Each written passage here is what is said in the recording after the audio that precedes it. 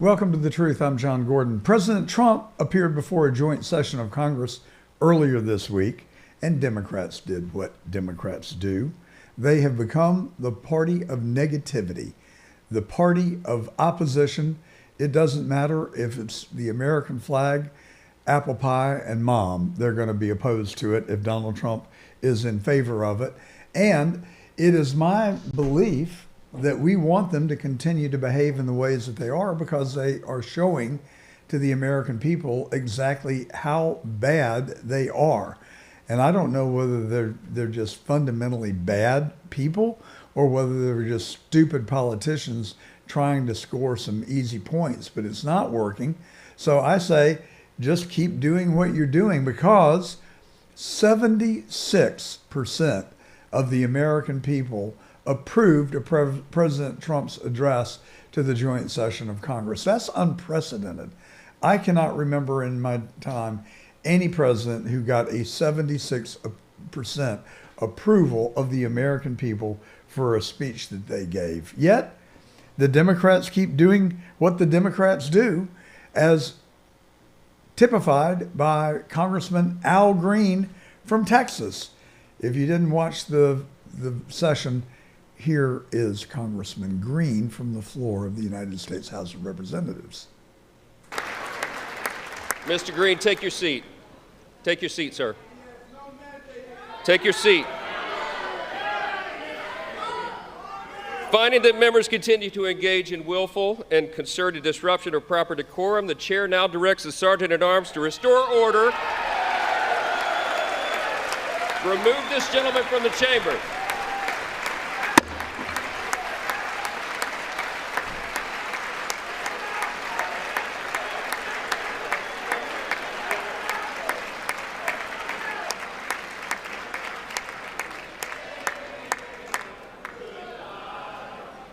Mr. President, you continue.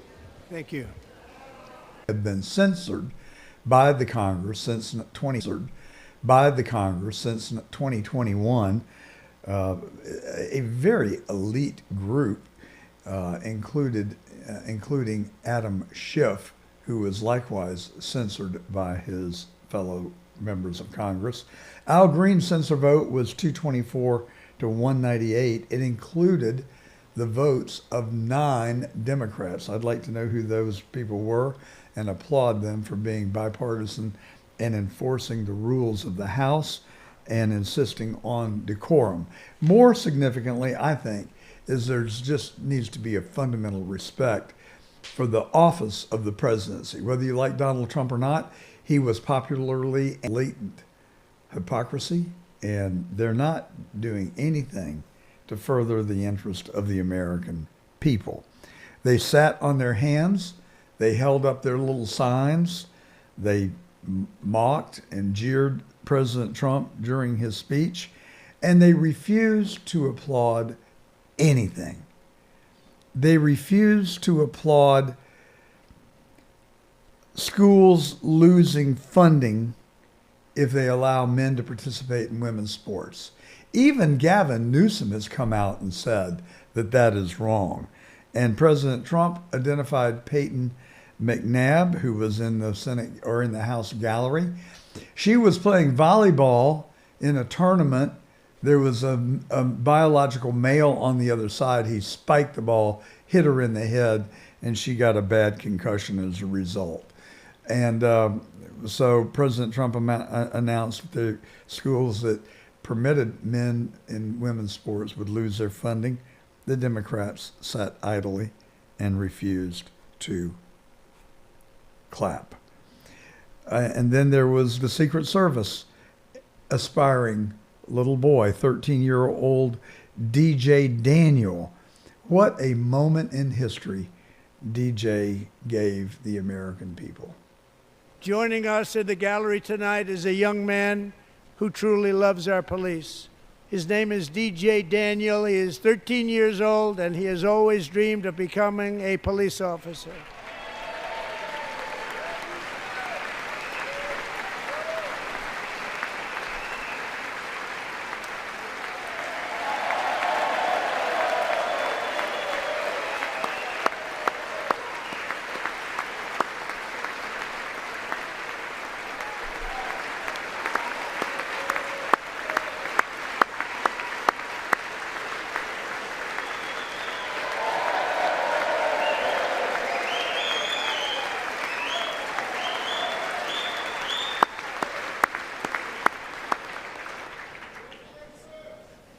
But in 2018, DJ was diagnosed with brain cancer. The doctors gave him 5 months at most to live. That was more than 6 years ago.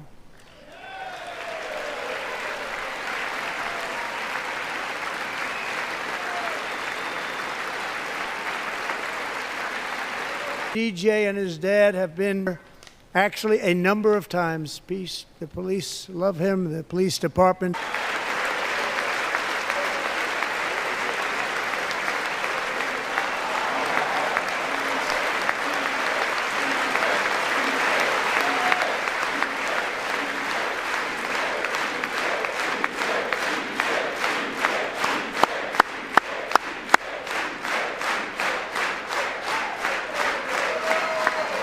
Thank you, DJ. That may be one of the most touching moments I've ever seen in American political history. This 13-year-old boy, DJ Daniel, becoming an honor celebration for this young African-American cancer. President Trump also announced that they were banning child sex changes. Shortly after taking office, I signed an executive order banning public schools from indoctrinating our children with transgender ideology.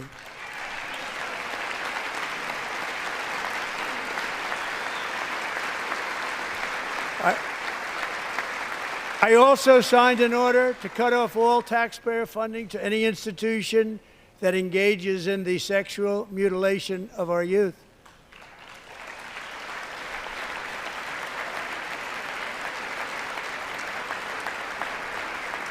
And now I want Congress to pass a bill permanently banning and criminalizing sex changes on children and forever ending the lie that any child is trapped in the wrong body. This is a big lie.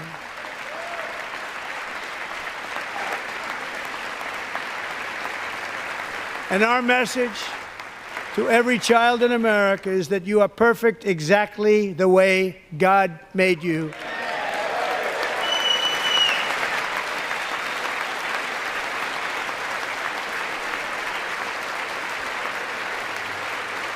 And you can see the Democrats sat stoically, no emotion, no clapping.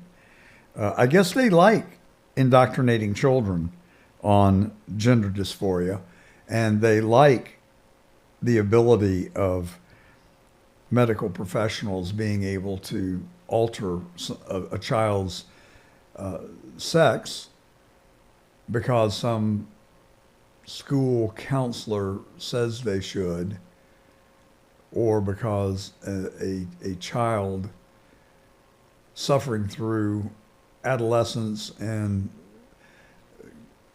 the process of growing into an adult determines that they need a sex change, yet they can't rent a car, they can't buy a beer, they can't go to an X-rated movie or an R-rated movie. They can't travel alone without a chaperone on an airplane. But the Democrats would have them be able to make a life-altering decision without the parents' involvement. What is the matter with these people? What is the matter with these people? Then there was the case of Jason Hartley. He's a third-generation aspiring military serviceman. He is also get this, a 6-letter athlete. I didn't know there was such a thing. I've known 2-letter athletes and 3-letter athletes. I've never heard of it.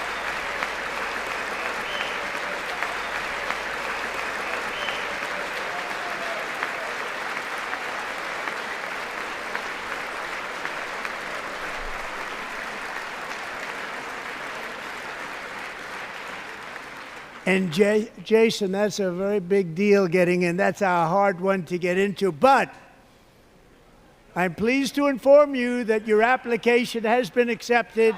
You will soon be joining the Corps of Cadets. Well, the Joint Chiefs found it in their heart to applaud. The Republicans applauded. Every single person in that room, with the exception of members of the Supreme Court, and the Democrats failed to applaud. You remember when Kamala Harris and Tim Walz talked about joy?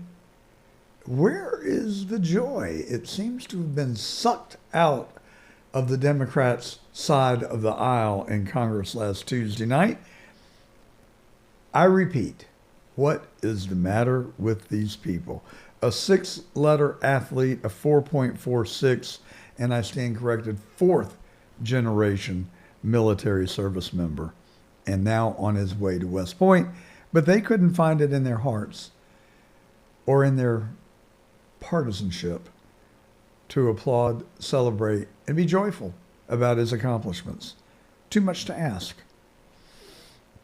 It was a little over a week ago yesterday that President Zelensky... For you, I appreciate that he sent this for you. I appreciate that he sent this letter. Just got it a little while ago. Simultaneously, we've had serious discussions with Russia and have received strong signals that they are ready for peace. Wouldn't that be beautiful? Wouldn't that be beautiful?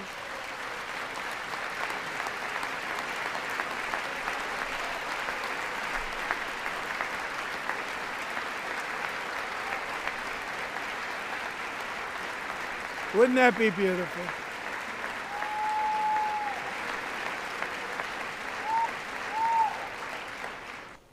No, peace in Ukraine and between the... Be this way.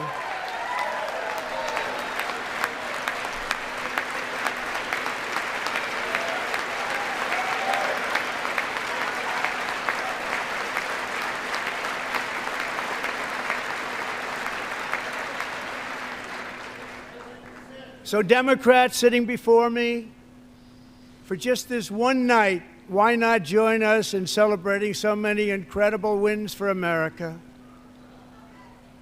For the good of our nation, let's work together and let's truly make America great again.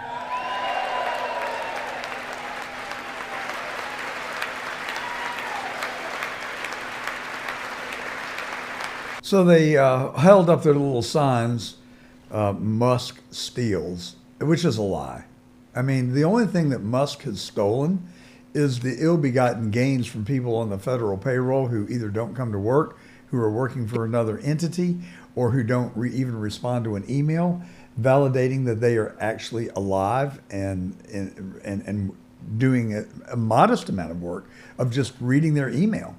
And there are tens of thousands, maybe hundreds of thousands, who now have had 2 opportunities to respond to emails and they haven't. The deadline is approaching and they're going to just suspend their pay until they can demonstrate that they actually at least exist. Now, who would want to stand in opposition to that? Who would want to stand in opposition to thousands of people on the Social Security rolls who are over the age of 150 years old? Why wouldn't you want to clean it up? I can't come up with a reason unless they're in on it, unless they're on the take and they want to promote graft and corruption in government. It's the only logical conclusion I can come up with. Or I guess you could just say that they're the party of opposition. Anything that Trump does, whether it's positive or the best thing that's ever happened since sliced bread, they're still not going to applaud because they cannot get away outside of themselves to recognize and give credit to Donald Trump for anything that he has done that is good. And the American people see it and they don't like it. And I think they're going to get punished in the midterms in 2026. I certainly hope so. I'm going to do everything I can on my end to ensure that that is the case. We have to maintain our majority. And it's an uphill battle, ladies and gentlemen, simply because the incumbent party normally will get kicked out at the midterms. They lose their majority. It happened when Newt Gingrich was Speaker. It happened when Donald Trump entered his first term, and we lost our Republican majority. So it is a phenomenon that occurs, but that doesn't mean that because it's happened before that it has to happen again. We all have to work together to make sure that it does not happen, that complacency does not seep back into the psyche of the American people, and particularly Republicans, those 90,000 Amish in Pennsylvania that turned out to vote, 87,000 more than normal, have got to come back in 2026 as well to keep our country on the right track, lest we backslide and we end up with another Joe Biden in 2028. That is a consequence we cannot afford to allow to happen. President Trump also announced the passage of the Laken-Riley bill. That bill calls for the detention of illegals coming into our country who then commit felonies. You know, the guy who killed Laken-Riley was illegal. He was detained at the border. He was released. He then went to New York, and he somehow was flown to Atlanta. He ended up in Athens, Georgia, just walking distance from where I used to live as a little boy when I was in the first grade. I lived in Athens, Georgia, a mile from the University of Georgia campus. And my son, my youngest son, went to the University of Georgia. And so I know Athens, and I've spent a lot of time there. And I have been by the very spot that Laken-Riley was killed. And we had so many opportunities to intervene and to stop this guy from doing his horrible deed and taking this vibrant, accomplished young lady's life, leaving a trail of grief and sadness for Allison and Lauren, her mother and sister, who were in the gallery last week at the joint address. And as President Trump said, at least now you know that Laken's death was not for nothing. At least we were able to give meaning to her life by passing this bill. Doge marches on, and I've watched with just absolute incredulousness that Elon Musk told Joe Rogan that he was reluctant to dig too far into corruption for fear that he may be assassinated. If you were a part of a group of people that's passing a bill, and you know this bill's going to get passed, you know the votes are there, and you know it's going to affect this industry and this particular manufacturer, and you can buy stock. It's more than just insider trading. Like the insider trading stuff, like the stock portfolio stuff is quite trackable, but there's it's a lot more than insider trading. The way they're acquiring wealth. Correct. And what other methods? I mean, this is really going to get me assassinated. It's like I'm not lengthening my lifespan by explaining this stuff, to say the least. I mean, I was supposed to go back to D.C. How am I going to survive? These fuckers are going to kill me for sure. Now, finally, folks, one of the things that I've been extremely excited about was the promise that the government's dirty secrets were going to be revealed, that we were going to learn who did what, when, where, and how in the case of JFK's assassination, RFK, and Martin Luther King. And we were going to learn the contents of the FBI's Epstein file. Now, I got to tell you, I love President Trump. I really like Pam Bondi. I'm not, frankly, as bullish on Kesh Patel as everyone else is. I don't dislike him. I don't mistrust him, other than the outing the people that did the Steele dossier and revealing those horrible series of transactions that ultimately led to Jim Comer's dismissal as head of the FBI. That is his swan song. He has a lot of opportunity to follow that up with encores. And candidly, I am disappointed and surprised that we have still not yet seen the Epstein files. Now, I don't mean to be harsh towards Pam Bondi. I like her. I cheer for her success. But consider this. Number one, she said, I have the Epstein files on my desk. I'm reviewing them and we'll be releasing them next week. Then next week rolled around and, well, the FBI has withheld significant amounts of documents. They only delivered about 200 pages. Well, supposedly that came after she said that she had the files on her desk. So which was it? It's possible that both things are true. I'll give her the benefit of the doubt.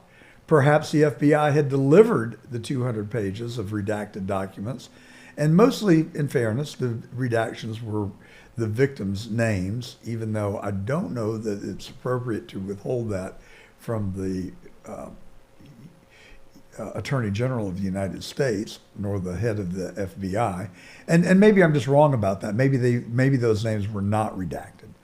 I could be mistaken about that.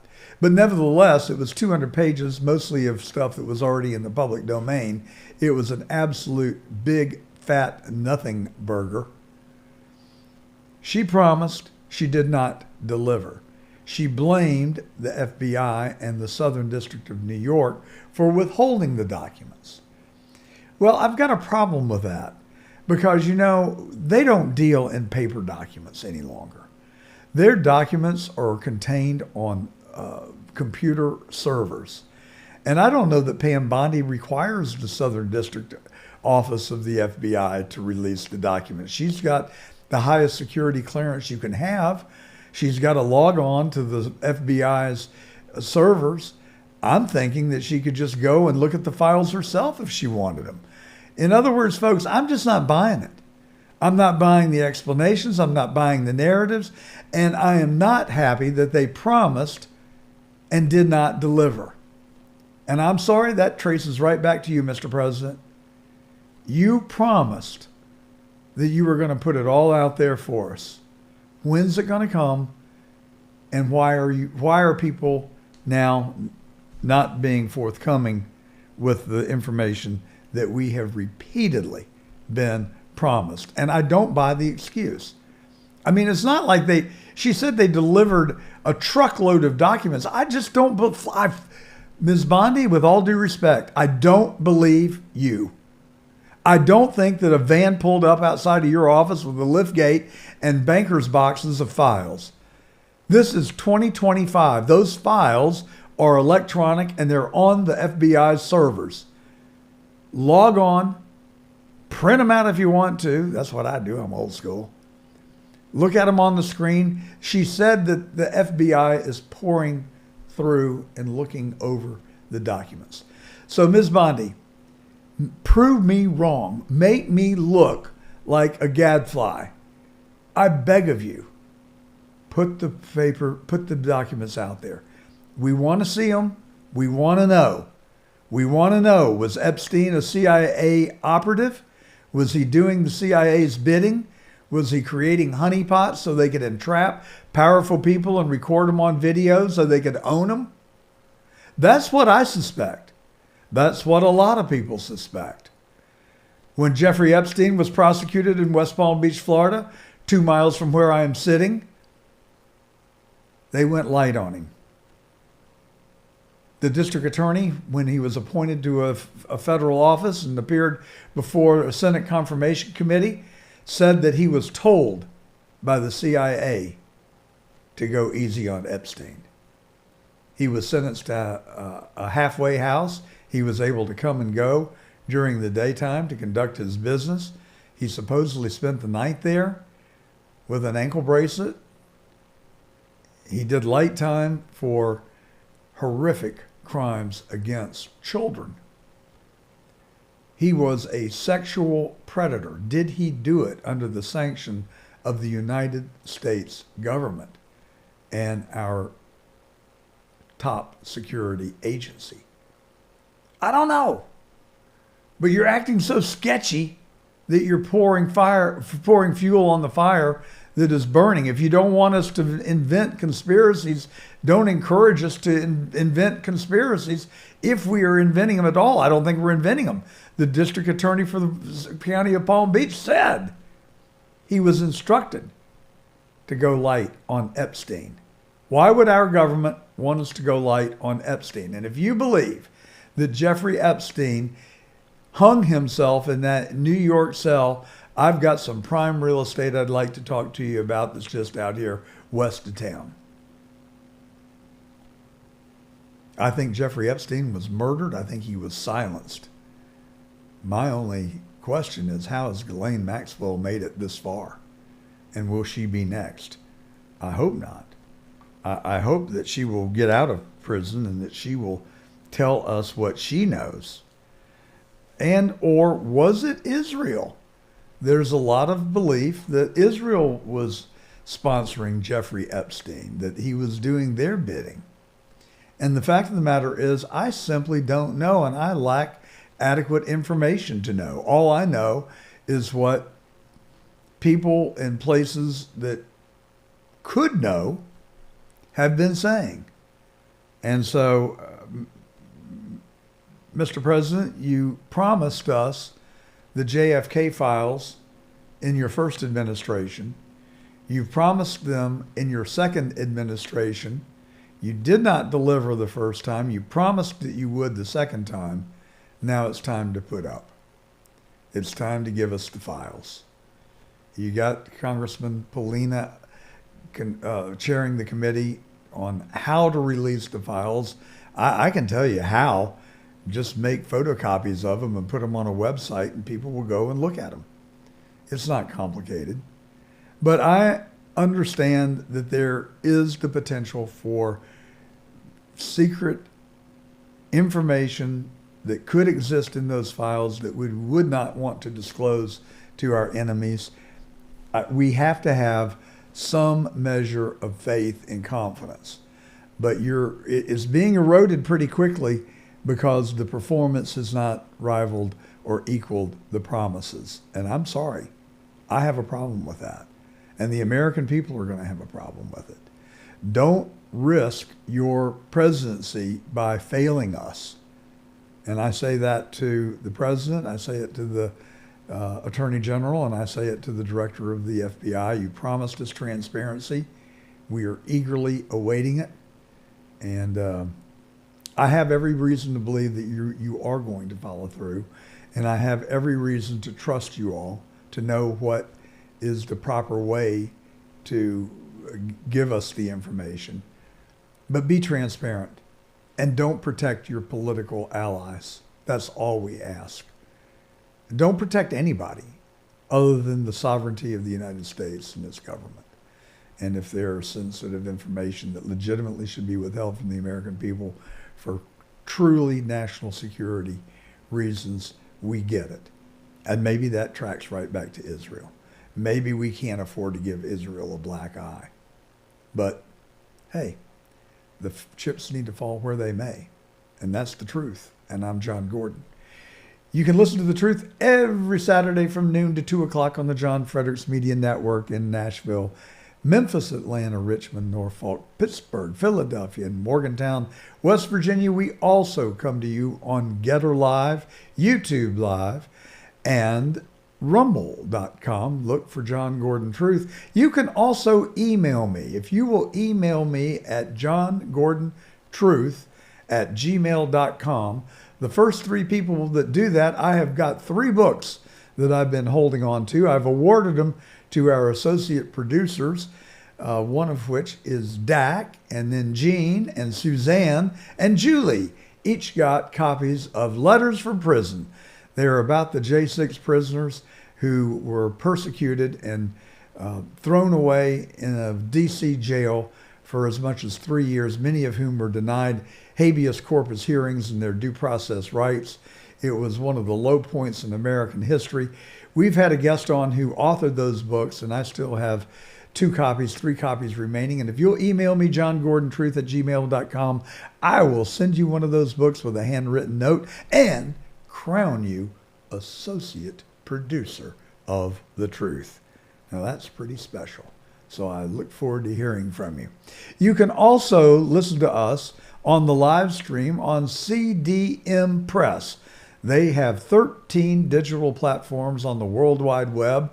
They, like us, are invested in the truth.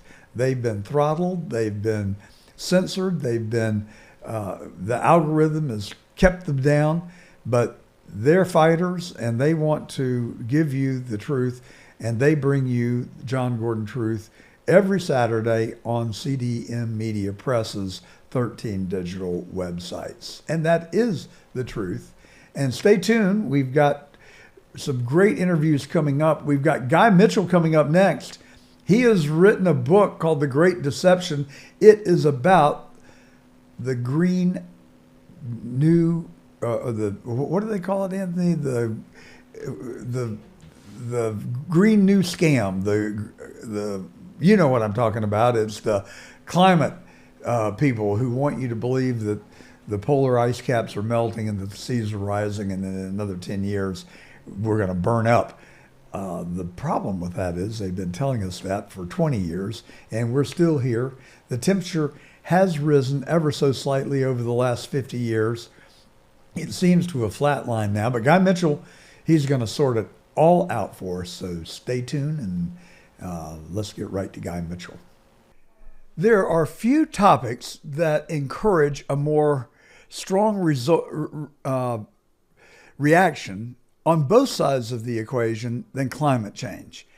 I, for one, have questioned my own beliefs about climate change because there are so many people who are so adamant that it is real.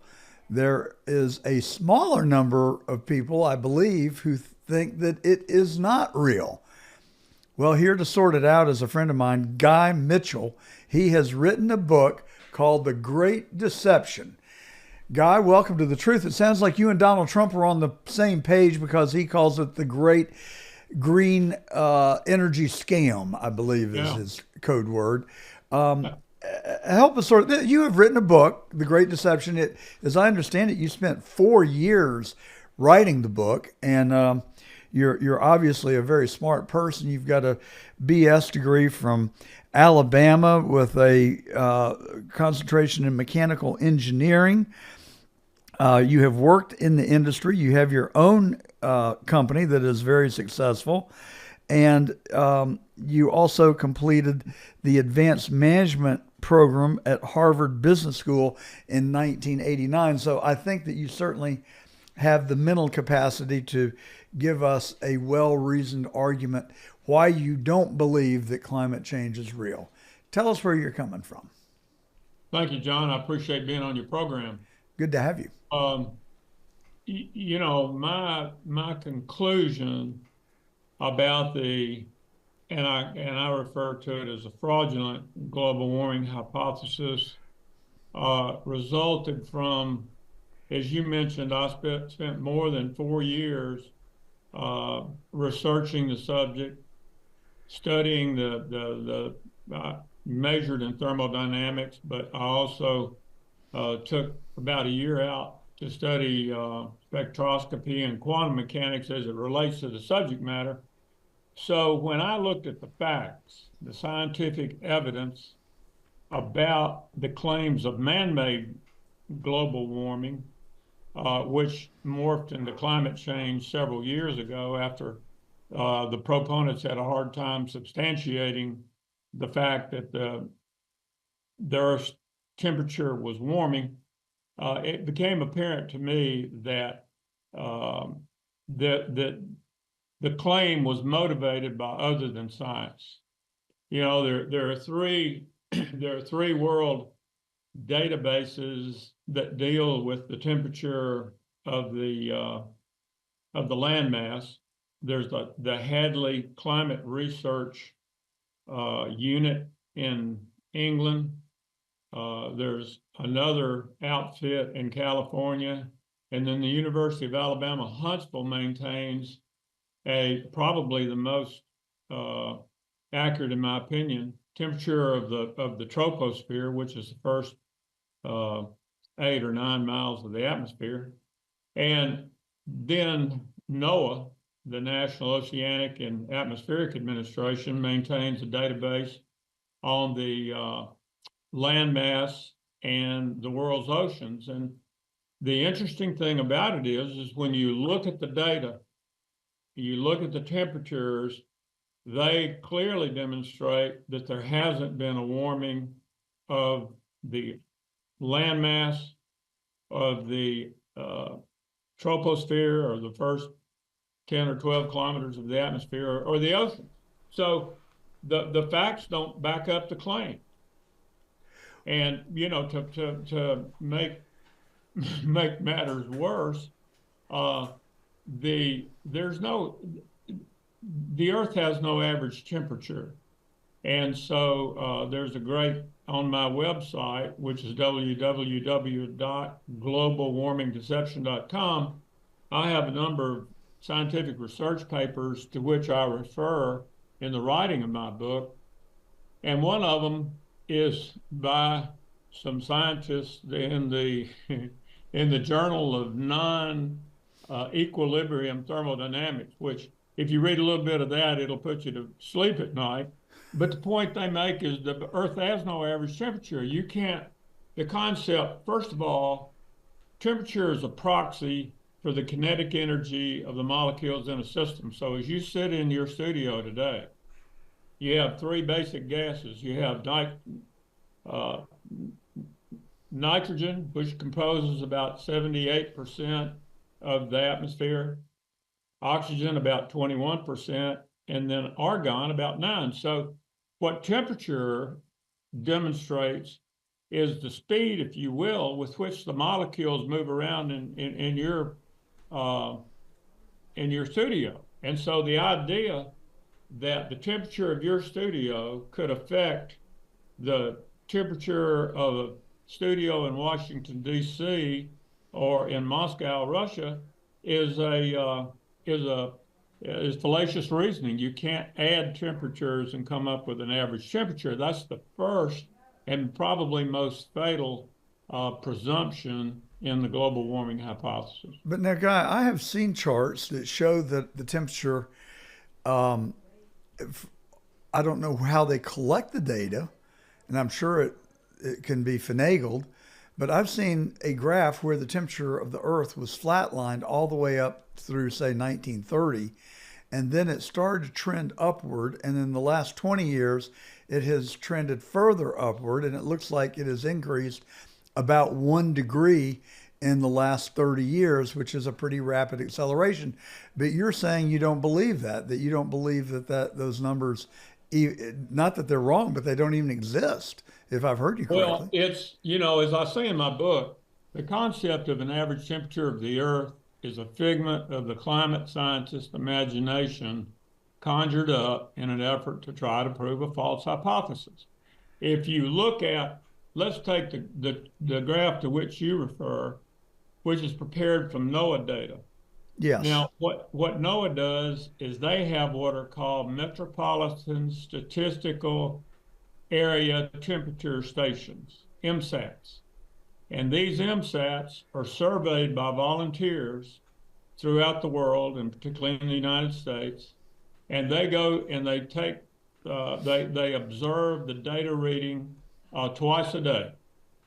And then what NOAA does is they average them and come up with an average temperature. Well, here's the problem. These volunteers go to assay these MSAT stations at various times of the day. And what NOAA does is they adjust that temperature reading. If you're one of the volunteers and you go at, let's say 10 o'clock, and you take the temperature indicated by the thermometer at the MSAT station at 10 o'clock, when the climate analyst gets that, they adjust that because they say, well, that's not really the high for the day. The high is going to occur at 2 p.m. or 1 p.m. So they add data. And I show in my book how they add data. They add temperature. They adjust the temperature, maximum and minimum temperatures for all of the MSATs data. And that's called the time of day observation. Then they have another adjustment called the homogenization adjustment, where if they take the data from 3 stations and they don't, and the one in the middle doesn't agree with the other 2, they adjust it to bring it into a range of acceptability. And the thing in science, one does not adjust observations. That would be just like in 1919, when the team that went down to West Principe, Africa, to observe the solar eclipse and try to confirm or refute Einstein's general theory of relativity, which said that light was bent by, like about 0.8 arc seconds. The guy that went down there to do it is a famous physicist from England. He took the photographic plates and he captured the amount that light was bent, and it agreed with Einstein's calculations under the general theory of relativity. But they didn't try to adjust the data if it had, because he happened to believe that the theory was correct. So the idea that NOAA would adjust the land temperature data, it accounts for more warming. When you read my book, you'll see the graphs I prepared in there based on these adjustments that demonstrate that they've added more warming to this quote unquote database than they've claimed in the global warming, of 1 degree Fahrenheit or whatever it is. So how do you believe that the water levels are rising, at least in the Atlantic Ocean and along the east coast of the United States? Would you concede that? No. If you read Steve Koonin, who is a PhD physicist from Caltech, wrote a book called Unsettled. And what Steve Koonin did was he took empirical data. He looked at the historical empirical data, which is publicly available, on the severity of hurricanes, the severity of droughts, the severity of floods, sea level rise. All of the other empirical data is observational data. It's not like the data I quote in my book, which is calculated and measured data. But empirical data looks at all those issues, the things, the observational data that people try to quote to justify the claim. And Koonin demonstrated in every one of them that there hasn't been a sea level rise, and he shows all the publicly available data. The severity of hurricanes has dropped over the last 100 years. The number of floods, the whole 9 yards. So it's all just an effort to make claims that are not substantiated by good science. So I take it that you did not like Inconvenient Truth that Al Gore produced some 15 or 20 years ago. I wrote extensively in my book about Al Gore and his participation in this fraud. And the reason I call it a fraud is this: the climate scientists at the United Nations Intergovernmental Panel for Climate Change know that the models that they've developed, which are pseudoscience, cannot predict global warming, and yet if you look at there was this scandal at the Hadley Climate Research Center, the HADCREW Center back in England about 10 years ago, when the emails of all the climate scientists were hacked, and they admitted to, and this is in my book as well, they admitted to adjusting and biasing the data and covering up data which would refute the whole global warming hypothesis. So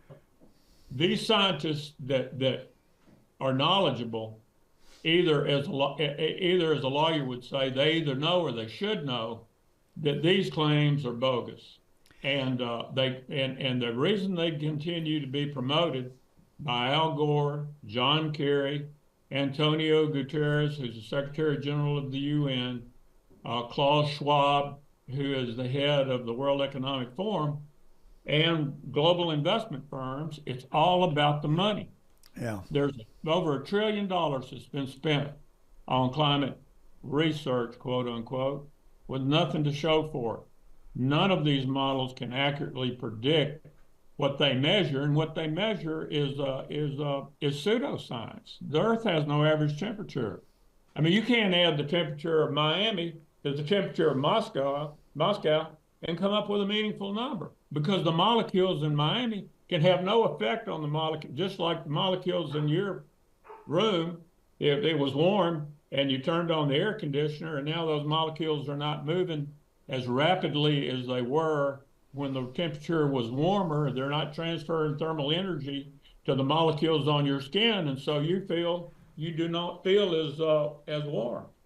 So there's just no science in it. And when I started this project, I had no intention of writing. I mean, my interest is in theoretical physics, and particularly particle physics, and trying to understand what causes gravity. So that's what I've been doing for the last 10 years is following the research that's done at the Large Hadron Collider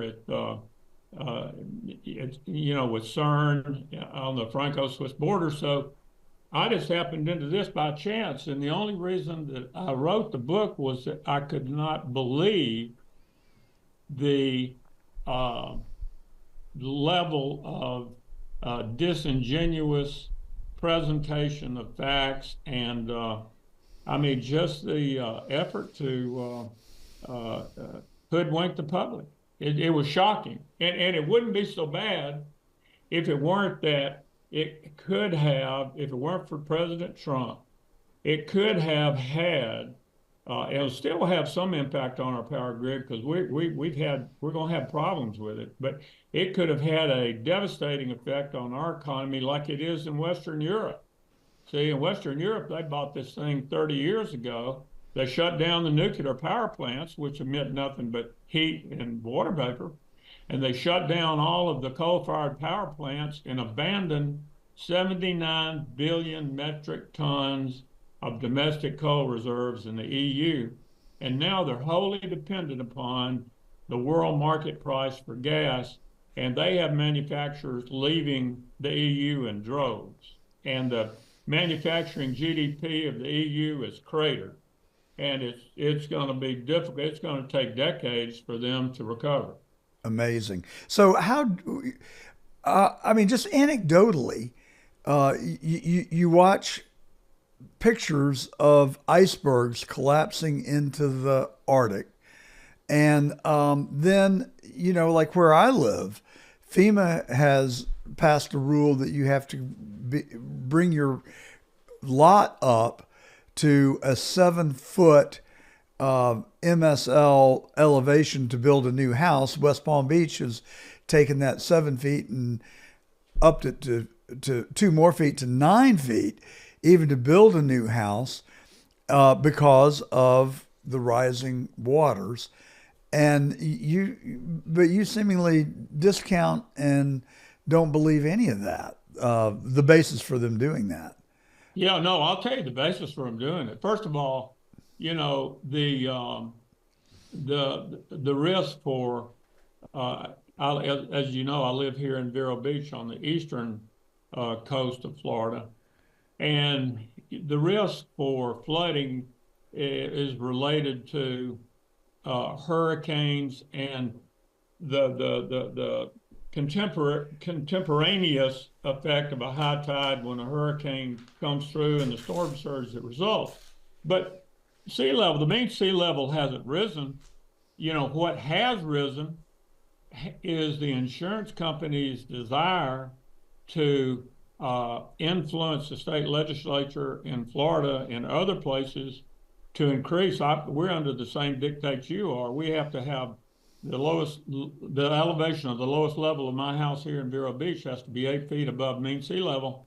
But mean sea level hasn't changed. What has changed is the insurance company's desires to try to eliminate any losses that may result from storm surge. It has nothing to do at all with mean sea level rise. Well, that's an interesting analysis, and it has the ring of truth to it. So what do you think about internal combustion engines and their dependence on fossil fuel I've happened to have raised my family and moved to Atlanta when I was in my 20s, and I'd never had allergies before. Atlanta's air is horribly polluted. We didn't really realize how bad the pollution is until we had COVID and people stopped driving. And after about 3 days, you go outside and the sky was crystal clear blue. Now, is there an argument to be made about dealing with pollution that comes from car emissions? Sure. And I think it's important to differentiate. I've done over 100 interviews and video interviews. I mean, from Lima, Peru to London, England to Australia.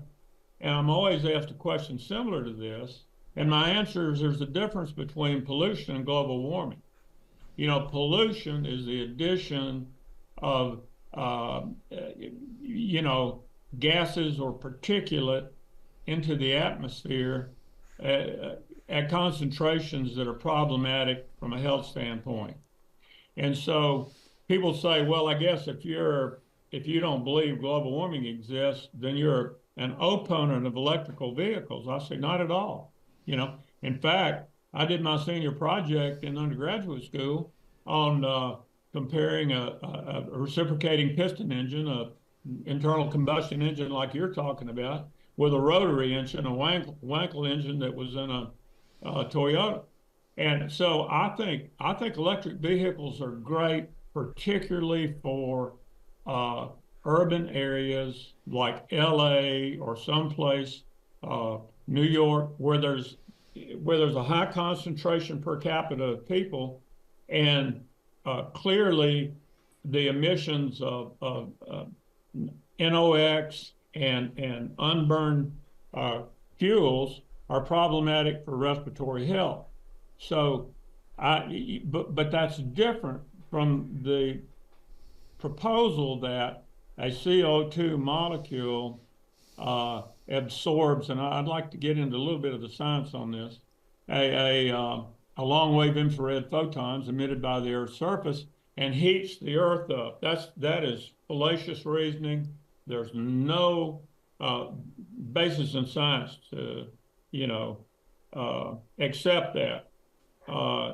We used to have a house in Cuernavaca, Mexico for 40 years. Used to fly down to Mexico City and then go to Cuernavaca, which is about 80 kilometers southwest. There's some good tarpon fishing in Cuernavaca. Is that right? Yeah, I've been there to tarpon fish. Well, I mean, the pollution in Mexico City in the 70s and 80s was awful, and the Mexican government, to their credit, addressed it. They cleaned up the emissions of automobiles, primarily using catalytic converters, and got some older vehicles off it. And now the birds have come back to Mexico City. So, yeah, to say that the pollution from internal combustion engines, to the extent that there's incomplete combustion and you have NOx and you have carbon dioxide, is problematic. And the U.S. has done a lot to clean that up. But it has nothing, the emissions of automobiles, everything else being constant, don't have anything to do with the claims of global warming. So here's the claim that the proponents of the fraudulent science will tell you. What happens is, as man burns fossil fuels or wood, well, I guess wood's a fossil fuel, but as we burn fossil fuels and carbon dioxide is emitted into the atmosphere, it goes up and it stays in the atmosphere. And I've read some ridiculous resident times, but it's only about 0.4% of the atmosphere in the United States. Water vapor is about 4%, and carbon dioxide is about 0.4. So, but the hypothesis is the CO2 molecules are resident in the lower troposphere, and they absorb a long-wave infrared photon, which is, light is what photons are in the electromagnetic spectrum. They absorb it, they trap it, and then they emit it to the Earth's surface and cause global warming. Well, first of all, the absorption spectrum, and I go into this in a lot of detail in my book to try to educate the reader. The absorption spectrum of a CO2 molecule in the atmosphere is a very narrow range. It's right around 15 micron wavelength. And when you look at, you calculate using Planck's law, you can calculate the energy that it absorbs, and it has to emit the same wavelength in order to obey the laws of quantum mechanics. So when you calculate the heat flux that results from the increase of carbon dioxide concentration in the atmosphere coming back to Earth, it's about 2 watts per meter squared. Now remember that number, because 2 watts per meter squared is about 0.2% of the sun's irradiance on a clear summer's day at equatorial latitudes of about 1,000 watts per meter squared. So you got CO2 sending back 2 watts per meter squared, which is a de minimis amount of heat flux.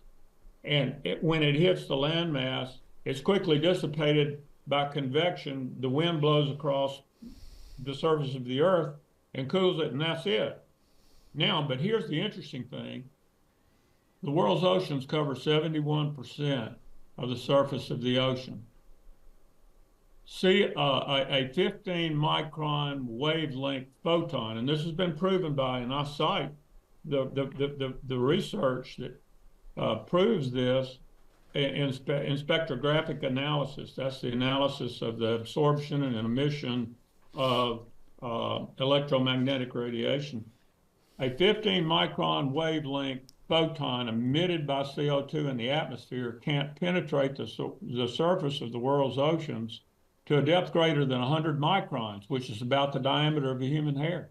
So it can have no effect on the temperature of the world's oceans, which cover 71% of the surface. So, I mean, you can just intuitively understand that there's no way that the CO2 emissions could have any effect on the Earth's temperature. And that's science. And you don't read that in any of the UNIPCC reports, but those are the facts. That is an amazing statistic, and one that I had not heard before. And I did misspeak, by the way. I've been to Campeche to tarpon fish. I went to a wedding in Cuernavaca, which is obviously inland. There's no tarpon fishing in Cuernavaca, and you were so nice not to call me out on that. Well, John, does not go unnoted. So knowledgeable about so many areas. I didn't want to contradict you on such a small issue. Well, we're talking about much more important things here, but that truly is a remarkable statistic when you think about the 71% of the Earth's total mass cannot be warmed beyond 1 micron. I mean, I'd never heard that before.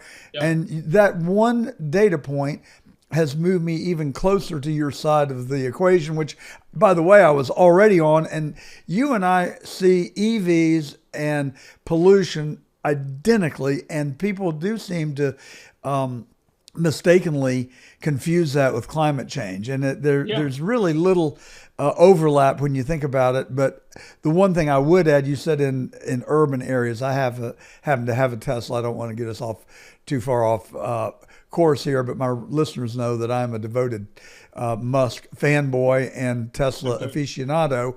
It's simply a better mousetrap. And the range is a little bit limited today. But, you know, when I first picked up a telephone, other people were talking on the line. It was called a party line. There wasn't any dialer on it. So give science a chance to catch up with the demand. But, you know, nothing triggers me like being lied to. And what you're describing, Guy, is a hoax. That's why President Trump calls it the new, or the, what does he call it? The green new scam. Green new scam. Yeah, and that's what it is. It feels like we are being lied to by epic proportions. So in your book, you acknowledge that 95% of the world's scientists believe in climate change or espouse that. I believe that's what you write. How do they get that number of people to go along with a hoax? John, I actually do not. When you read my book, I first address the issue of where this quote unquote study came from, and it was from a group of global warming proponents who analyzed some climate research papers, and I won't get into all the details, but they absolutely perverted the data and came up with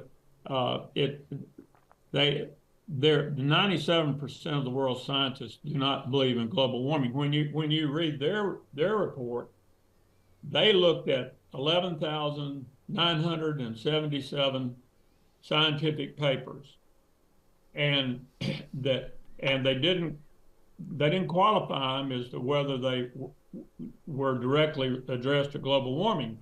But what they did was they sent out a survey to the authors of these papers and said, in essence, do you believe man has caused global warming? Out of 11,977, I'm pretty close on that. I memorized it or wrote about it so many times. 66% didn't respond. 66% of those that were surveyed, and this is in their published letter. It's called a citizen science letter. It's not a research paper, but in this letter they say 66% of those we surveyed didn't respond. 33% responded, and 32% said they believed that man had caused global warming. So what they did was they divided 32 by 33 and came up with 97 and disregarded the 66% of the people who did not respond to the survey. Well, I'll tell you what I see as the problem with all of that. When Biden came into office, the first thing he did, one of the first executive orders he made was to kill the Keystone Pipeline. Yeah. I was in a bar, which I unfortunately visit periodically, and I was standing next to a gentleman, and we started up a conversation, and he told me that he had worked in the oil and gas industry at Occidental Petroleum for like 35 years. And that the week before, by virtue of Biden canceling the Keystone Pipeline, he was laid off permanently from his job. So these issues have monumental repercussions for many, many, many people. Can you imagine that the people that you mentioned, like John Kerry and Al Gore and Klaus Schwab, that guy, he reminds me of Jim Baker. You remember Jim Baker?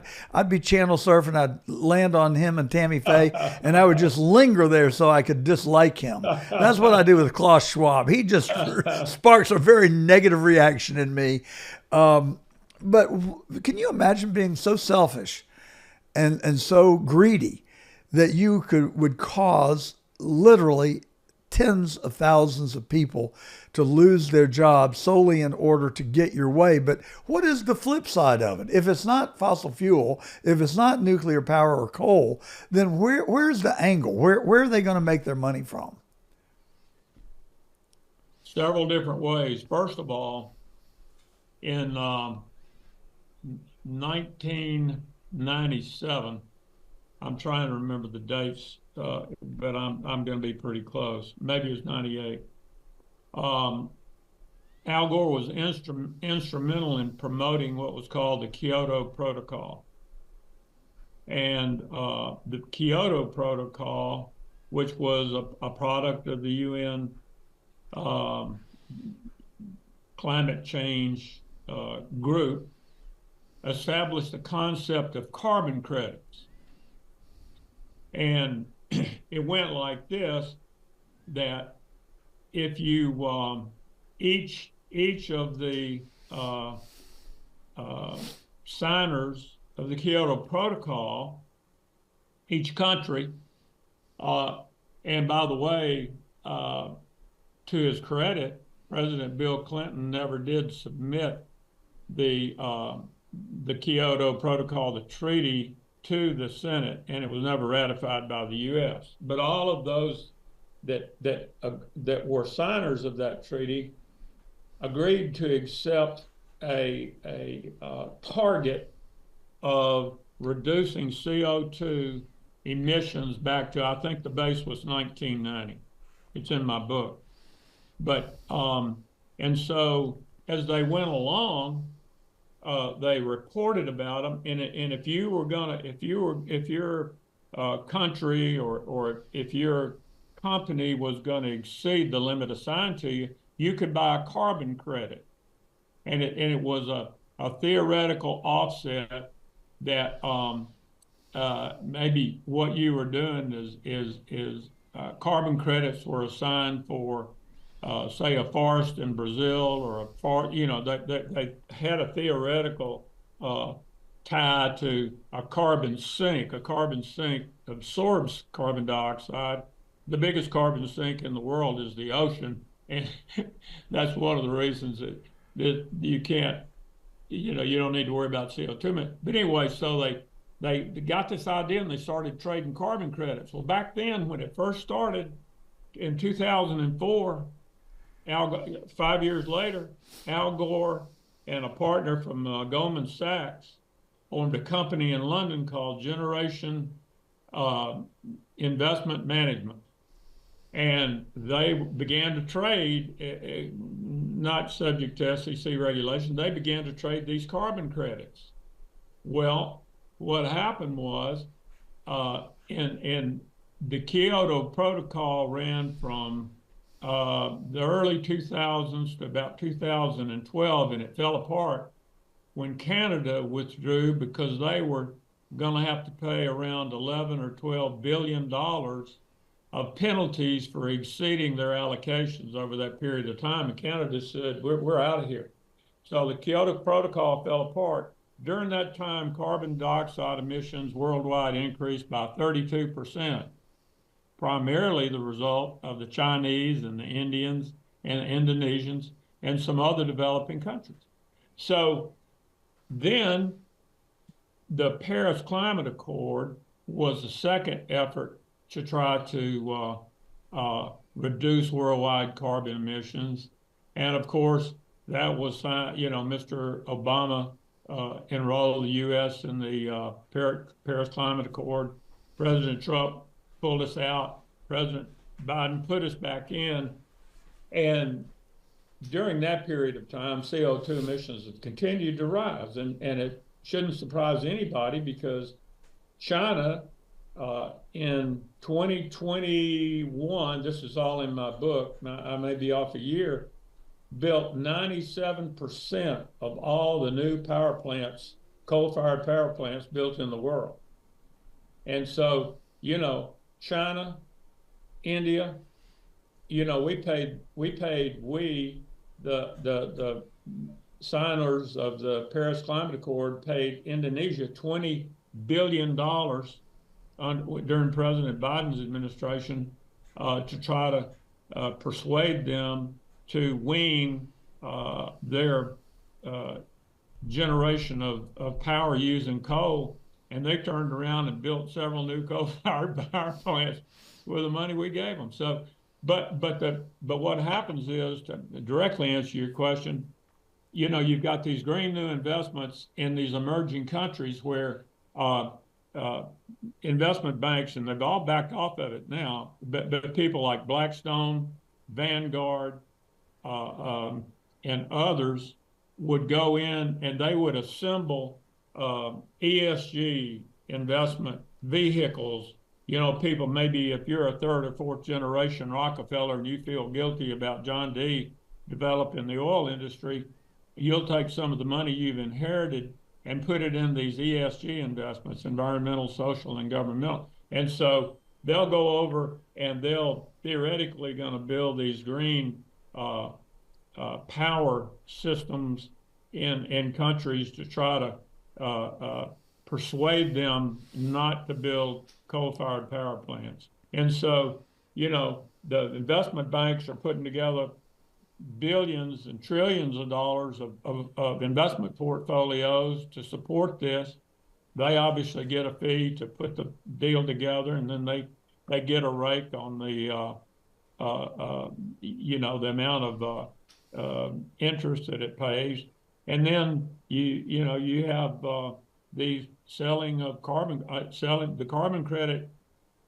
I'm trying to remember, it's all in my book, but I mean the carbon credit market in the early 2000s was, I'll say, 10 or 12 billion, and then it went to 800 billion over about a 10 or 15-year period. So it's blossomed, and all people like Al Gore and all the other people that trade these carbon credits, it's a commodity. So it'd be like if you're selling wheat or corn or something, they're just raking it in. And it's an invention. It's a fictitious invention. I mean, the idea of what you're doing. I mean, in certain cases, you may be buying. If you're, I'll tell you a great example, and I wrote about this in one of my op-eds. Let's say that you're the chairman of Nucor Steel, and BlackRock, which at one time was one of the top 3 owners of 80% of the S&P 500. So let's just say the chairman of BlackRock comes to you, and you're the chairman of Nucor Steel, and he says, you need to reduce your carbon footprint. And you're the chairman of Nucor, and you take him and come to the window, and you look out at the steel plant that's behind you, and you say, Larry, see that out there? That's a fixed investment. I can't change the carbon footprint. We're making steel out there. And he said, well, I understand that, but one thing you could do is you could buy carbon credits to offset your emissions of carbon dioxide.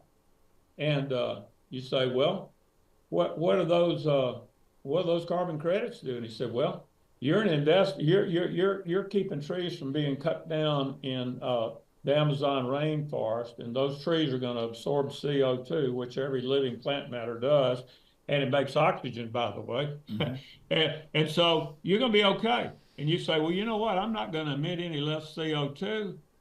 And you say, well, but you're going to be much more responsible citizen of the planet in terms of balancing your emissions with offsets. It's a racket. You have given us an eye opener today, Guy, and I'm so grateful to you for that. So in the minutes that we've got remaining, let me just ask you real quick, your position on nuclear power. Why has Germany shut down their multi-million-dollar investment in nuclear power plants? That's one thing that just makes no sense to me. John, it makes no sense at all.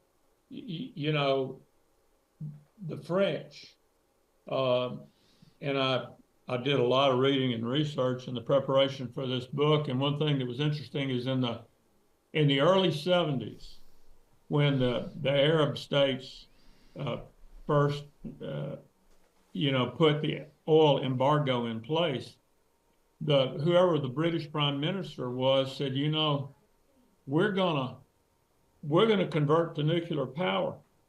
And over the ensuing period now, about 85% of the power in France is generated or more is generated with nuclear power, and they actually export power to the EU, and that net they earn about 3.5 billion euros. So this whole thing, if you remember the 3 Mile Island accident, yeah, and no one was killed in that accident, by the way. No one was injured. But the result is that the U.S. has taken this draconian position, as have the Germans. I mean, Germany gave us, people like Max Planck and Albert Einstein and some of the greatest scientists in the world, and they shut these nuclear power. I mean, Uganda operates a nuclear power plant. I mean, a lot of African nations do. If they can operate them without melting the reactor down, it is the dumbest thing the United States has done to adversely affect our power grid. And by the way, the problem now is you have a Western grid, an Eastern grid, and ERCOT, which is the Texas grid. They're Texans tend to be independent. You have 3 grids that are interconnected. Well, California has to import. I'm trying to remember, it's again all in my book, but they import about 25% of the power they consume. They get it from nearby states. And there are a lot of parts of the grid that are importing power from these regional operators. They control the grid. They're all interlocked. But the bottom line is we're now in a supply production deficit. And I wrote an op-ed, it's on my website, about when the TVA system went down and put 500,000 of their customers in the dark in freezing weather over Christmas. It's a serious concern, and that's what I refer. If it were just a flawed hypothesis, you know, Claudius told him, he said, I think that the solar system revolves around the Earth. Well, that was flawed for 1,400 years, but he didn't. It wasn't fraudulent. But this has the potential. President Trump saved us. It had the potential to just devastate our economy like it's doing the EU today. So an alternative energy source that has always resonated with me is solar power. It consumes a non-depletable resource for power. I'm just flabbergasted that now, after 50 years, solar has not caught on more than I would have expected. What's your take on it? Well, you know, solar power and wind power have a place, but a minor place in the power grid, and here's why. They're both called asynchronous generators. Solar voltaic cells, as well as wind turbines, have to have that, you know, the power of the speed at which the wind blows and the nature of the electrons that excite a solar voltaic cell have to have what's called an inverter. You know, if you go into a fossil fuel plant or a nuclear plant simply heats water with a nuclear reaction, and in a fossil fuel plant, you're heating the water with burning coal.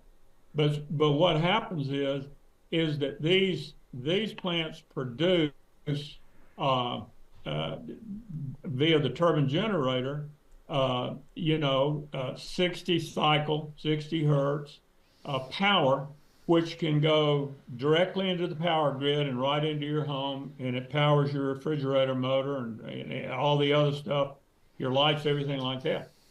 The alternative energy sources like solar voltaic cells or wind turbines have to have an inverter to convert them from DC to AC current, and so that's not a real big deal, except when the wind blows, you don't have wind power, and when the clouds obscure the sun, it cuts back a lot on the power that's generated. But here's the thing. Neither of these generators can start the power grid if you have a blackout. They don't have what's called inertia.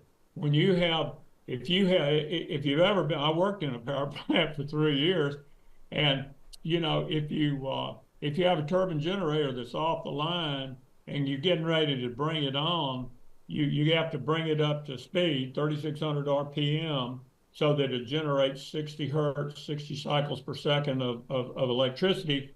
But then you got to lock it into the grid. And when you do that, it has to be synchronized, or else you'll have a mechanical problem with the turbine shaft. But the point of all this is that when the power goes out, you don't go around your house and turn off all your lights.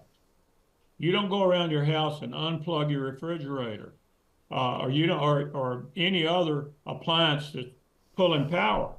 But the minute the power plant gets connected to the load, there's a huge draw, and so the inertia of the generating system, if you've got a big mass of your turbine generator spinning like that, it can handle the draw. It's not a voltage drop per se, but it can handle the drag on the generating system, but you can't black start a system with solar and wind power. Guy Mitchell, he is the author of The Great Deception. If I had any question about whether global warming was a hoax before I talked to Guy, I certainly don't now. I think President Trump and Guy Mitchell are right. It is the Green New Scam. And it's been such a pleasure having you on the show today. I have learned some new vocabulary words. I have learned how little I know about the world and the science, and has piqued my interest. So I'm enjoying reading the book. I'm going to rush to finish it now. And it's certainly been a pleasure. People can find you at www.globalwarmingdeception.com, and we'll put it in the notes and on our banner there so people can see it. And what's your next act, Guy? What are you working on now? Getting ready to put out a second edition. And the second edition, if you go to my website, John, after the book was published, and it's self-published, and so I've had to manage it, which was a new experience for me. I'd never written a book before, so but I'm putting out a second edition where I'm going to incorporate at least a dozen op-ed articles that I've written that are on the website in the news page that deal with things like, will the EU devolve into third world countries because of their power grid problems? I explain in detail about the economic motivation for investment banks and Al Gore and people, the UN. And so I'm going to put out a second edition, probably be out late this spring, where we're going to put in about 15 of these op-eds that have been published in the American Thinker and the Western Journal and Epoch Times. And I never could get one in the Wall Street Journal. They didn't want to hear the alternatives narrative, I guess. Well, it is amazing to me. I've got quite a few friends that tend to be liberal, and I've noticed that a consistent common thread is that they will make their little dig, and then no sooner than I start to respond, they'll say, "Oh, we shouldn't talk about this. It's not good for our relationship." Yeah. and that is a common phenomenon I've noticed. I'm going to try and find somebody that is a climate believer and have them come on and invite you back, and we'll have a healthy discussion. I'm not qualified to do it myself. B, I skew towards your beliefs because I do think that it, as you have very intellectually outlined, I do believe that it's a scam and a hoax. And I think our listeners, I know, believe that it's a scam and a hoax. I come on and talk about a Tesla and electric car, and I lose all my fans, all my friends, because they think I'm a climate believer. And the fact of the matter is, I just think it's a better mousetrap. I was disappointed to hear that when we went into that's a question you frequently got. I thought I had just invented the notion of the difference between being a conservationist and a climate believer. So, yeah. Guy Mitchell, thank you for coming on. We could look forward to having you back, and good to see you. Thank you, John. There's suddenly a lot of turmoil on the world stage and in the current administration's new policies. Here to help sort it out for us is a political science, I guess you could say, student of political science and sociology, Dr. Donald Wilkie, the author of Freedom Revealed, A Simple, Elegant System. I may have elevated you in that introduction. Yes, you did. Donald. No, okay. doctor. Well, we'll just keep going then. And we give you an honorary doctorate today. Well, Benjamin Franklin had one, so I'll accept it. There you go. And you've spent 20 years researching Benjamin Franklin, looking for answers in how to address modern day problems, right? That's right. Franklin was a student of everything. But what we don't realize about Franklin was he was a student of people. He studied people. In fact, the way he studied people was by studying himself. I don't know if you've ever heard the story of his 13 virtues, but he practiced 13 virtues, one a week for 13 weeks, and then went ahead and repeated it for a full year. And I believe that's what gave Franklin such a good understanding of how the human animal operates. That's a fascinating story. I had not heard it before. Do you know what the 13 virtues are, and are you practicing them daily? Yeah, he would practice one virtue every week, and he did it for quite some time. But he was the first guy to ever get into psychoanalysis. We think Freud, but I believe it was Franklin. Well, I was actually asking you if you had adopted Benjamin Franklin's 13 virtues and if you were practicing them, but you don't have to answer that. I tried. I thought I would do it. And then when you really go to do it, it becomes rather difficult. You realize you're going to really learn a lot about yourself. And to be honest, I wasn't sure I wanted to learn that much about myself. Well, you have intrigued me, and I'm going to go find the 13 virtues and study them and see if I can do a practical application myself. You know, we all celebrated Donald Trump becoming the 47th president of the United States. 77 million Americans voted for him, and we wanted dramatic change from what we've experienced over the last 4 years. Now, 6 weeks into the administration, things are looking a little shaky here and there. What's your current assessment? I mean, you know, my barometer is the stock market, unfortunately. That probably tells you more about me than I'd like to reveal. But February and March have been rough months if you're invested in the stock market. And I think it is largely a reflection of two things. You tell me whether you agree. First of all, I think our economy is really on pretty shaky grounds. Trump says that he inherited the worst economy that he could have imagined from Biden. And secondly, Trump layers on top of that draconian tariffs on our trading partners. What's your assessment of where we are? My assessment is anytime a country is $36 trillion in debt, their economy is not the best. We need to get rid of that debt. And Elon Musk is doing a great job. Otherwise, what Trump is doing is he's doing everything right. He's encouraging the marketplace, he's encouraging investment, and he's limiting government. The interplay between marketplace and government is usually the government takes over more of the marketplace, which hinders economic growth. If you ever get a dictatorship, like many socialist countries, the market basically takes over, the government basically takes over the entire marketplace. So right now, Trump, to my way of looking at things, is doing everything right. Why does government want to adopt that position? Why do fellow human beings want to take control and tell everybody else how to live their life and when to inhale and when to exhale? Well, can I give you a little background on where I came from? It'd take about a minute or two. Have at it. But I decided that in order to figure out, now your program is called The Truth. That is right. I wanted to find the truth. And I figured the truth I could find in nature. And the question was, how does nature operate? We all have heard that there is no waste in nature. Well, if there's no waste in nature, what drives it out? And the thing that I came up with, which is obvious once you come up with it, is competition. Competition drives waste out of nature. The thing that we have not done as a society is look at competition and waste as being tied together. We think of waste and we think of competition, but we never think of them being tied together. And the way you really have to look at them is a seesaw. Competition on one end, waste on the other. As competition goes up, waste goes down. As competition goes down, waste goes up. And that is just a real self-evident thing. The other thing I learned about nature is everything moves to ease. And you can see that in the national parks.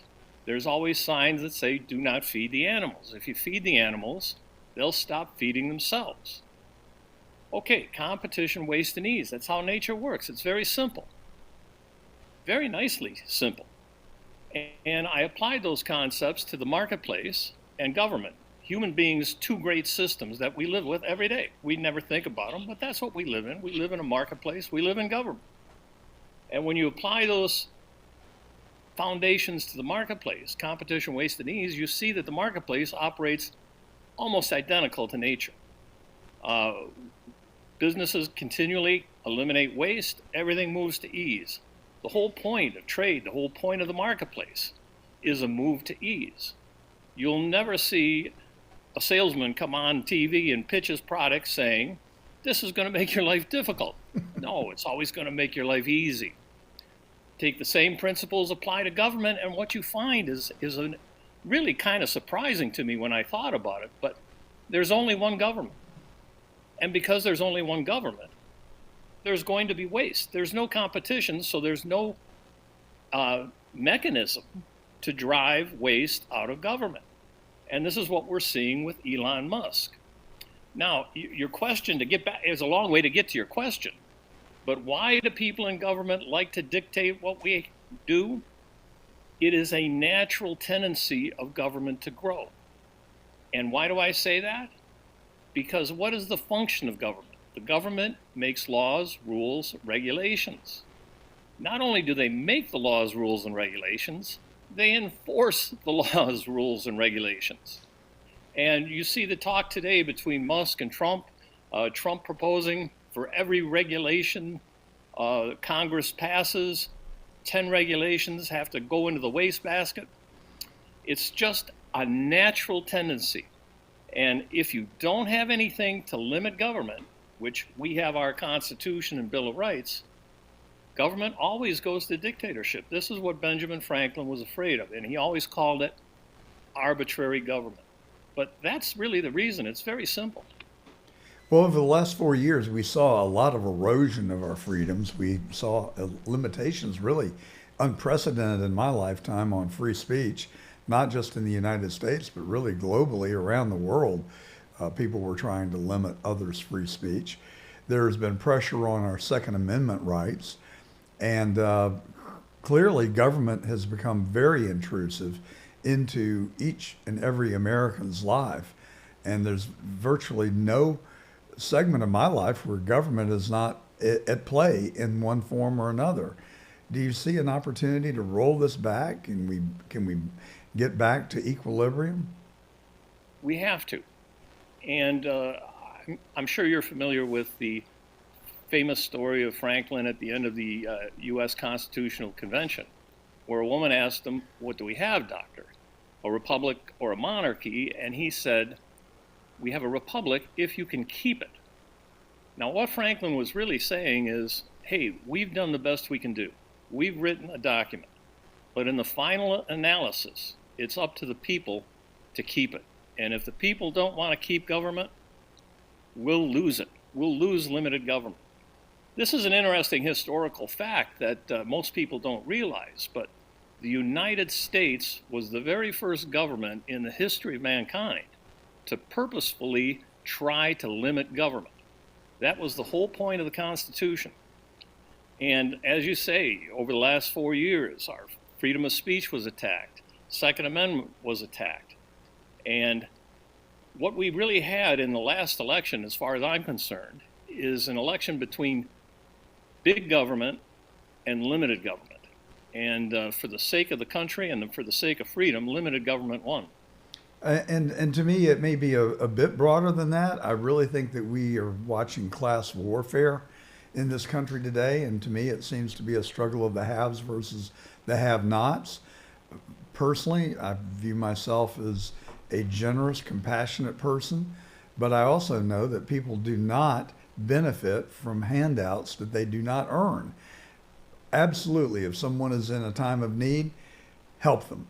But this continual social welfare state, I believe, has created a false expectation of life, and people have grown accustomed to the free money that they can get from the government, and they've become dependent on it, and they have developed an expectation that they should be able to get more. And to me, that's what the rub is really about. What say you? Well, John, you're highlighting one of the foundations: competition, waste, and ease. Everything moves to ease. We're an animal, and if we get free stuff, we think it's in our own best interest. Humans always act in what they believe is their own best interest. And if they get on welfare, the last thing in the world they want to do is get off welfare.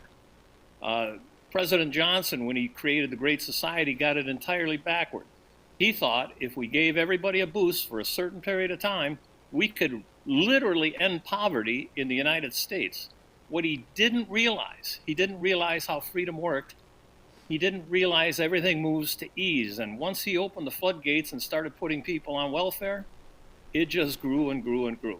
Yeah, we have to get rid of welfare. And he did realize the political power that would flow from giving people free stuff. And people that have come after him have followed his leadership. And we've just become a nation of where everybody is looking for a handout. And not just poor people. The special interests that inflict Washington, the pharmaceutical industry, the military-industrial complex, the bankers, everybody is looking for a way to gain an advantage at the government's expense. And it seems like we've created this monster that we're having a really difficult time taming. And I wonder if it can be done short of literally taking to the streets in a real revolution. Because we just had an electoral resolution. Now can we follow that with good governance? I don't know whether it's enough or not. Well, John, it goes back to the foundations. People have been told for years that the government will take care of them. And it sounds very nice, and it sounds like a thing that we should do. I mean, people look out for their own best interests. They think that's what's good for them. But like that example with feeding the animals, we know feeding the animals is not the best thing for them. But we have to educate the people today that being fed is not the best thing for you either. And it's simple education that we have to show and give an understanding that government is going to waste, so government cannot create prosperity, so your real benefit is in the marketplace where prosperity is created. So you talk about the haves, the have-nots. Get a vibrant marketplace. Let there be jobs galore, and then that have and have-not thing will disappear. But once the government starts making people dependent, they have a tendency to stay dependent. Well, and it's not just our own citizenry. People around the globe have come to depend on the United States. And we can see it in no better place than in the tariff debate that is going on right now. We have a situation where Germany sends their cars to the United States. We tariff them at 2.5%. Yet when we send our cars to Germany, they tariff them at 10%. And now they can't understand why we don't want to do that anymore. And they think that we're horrible people now that we want parity in tariffs. Are tariffs going to work? Is it a way to rebalance the equation with our trading partners around the globe? You know, John, I am not an expert on tariffs, but from what I've seen from Trump so far, I'll give him the benefit of the doubt. The guy that I like to point to is Milei down in Argentina with his runaway inflation. I mean, what did he do? He got rid of government bureaus. He limited government, and he emphasized the marketplace. Well, he's just about eliminated inflation in Argentina. He's done a terrific job. So what he's doing is proving that that system works. To have a prosperous society, you have to keep government limited, and you have to encourage the marketplace. So anything that Trump can do to encourage the marketplace and encourage economic activity in the United States, well, I'm for it. So what's your perception, and where do you think we are with the Ukraine and the European Union and all those very complicated dynamics that we're watching play out in front of us in real time? Well, it looks like a wake-up call for the world, doesn't it? I mean, J.D. Vance, if you can imagine this, has to go to Europe and lecture them on free speech. So I think it's time that we woke up and get back to our foundations. And of course, the foundations are a strong constitution. And part of our constitution, of course, is the Bill of Rights.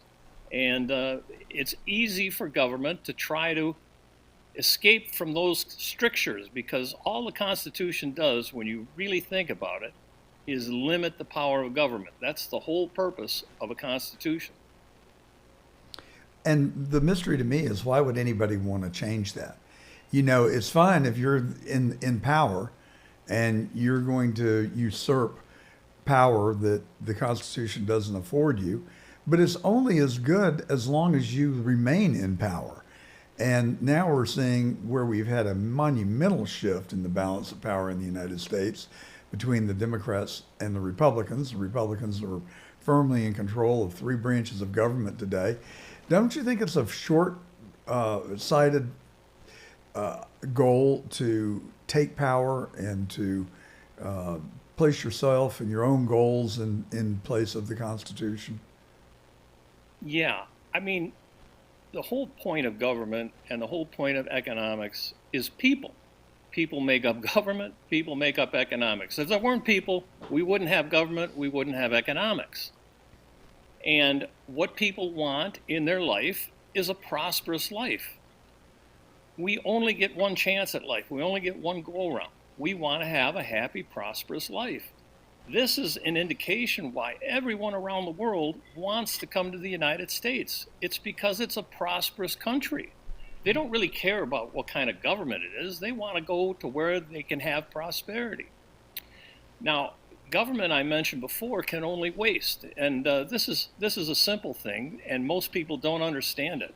But we talk about socialism all the time, continually, and the causes and who wrote it and who thought about it and what it does and this and that and the other thing. But the thing we really miss is socialism is a government system. Because it's a government system, it has to waste. There's no competition. And so the reason socialist countries always go into poverty is they're a government system. They are going to waste. There's no mechanism to eliminate waste. And people just don't get it because they've been told lies for so long. Once they learn the foundations, once they realize government can only waste, they'll never want socialism again. I always felt pretty confident that our government employed a fair amount of self-discipline. I always felt that there were inherent limitations on government that our Constitution and our Supreme Court put in place to protect individual liberty and keep people free of government oppression. It just seems like those guardrails have been eroded and taken down, and that today we see people with our own Federal Bureau of Investigation going into court with under fictitious premises and lying to get warrants so that they can then go and attack political enemies, political targets.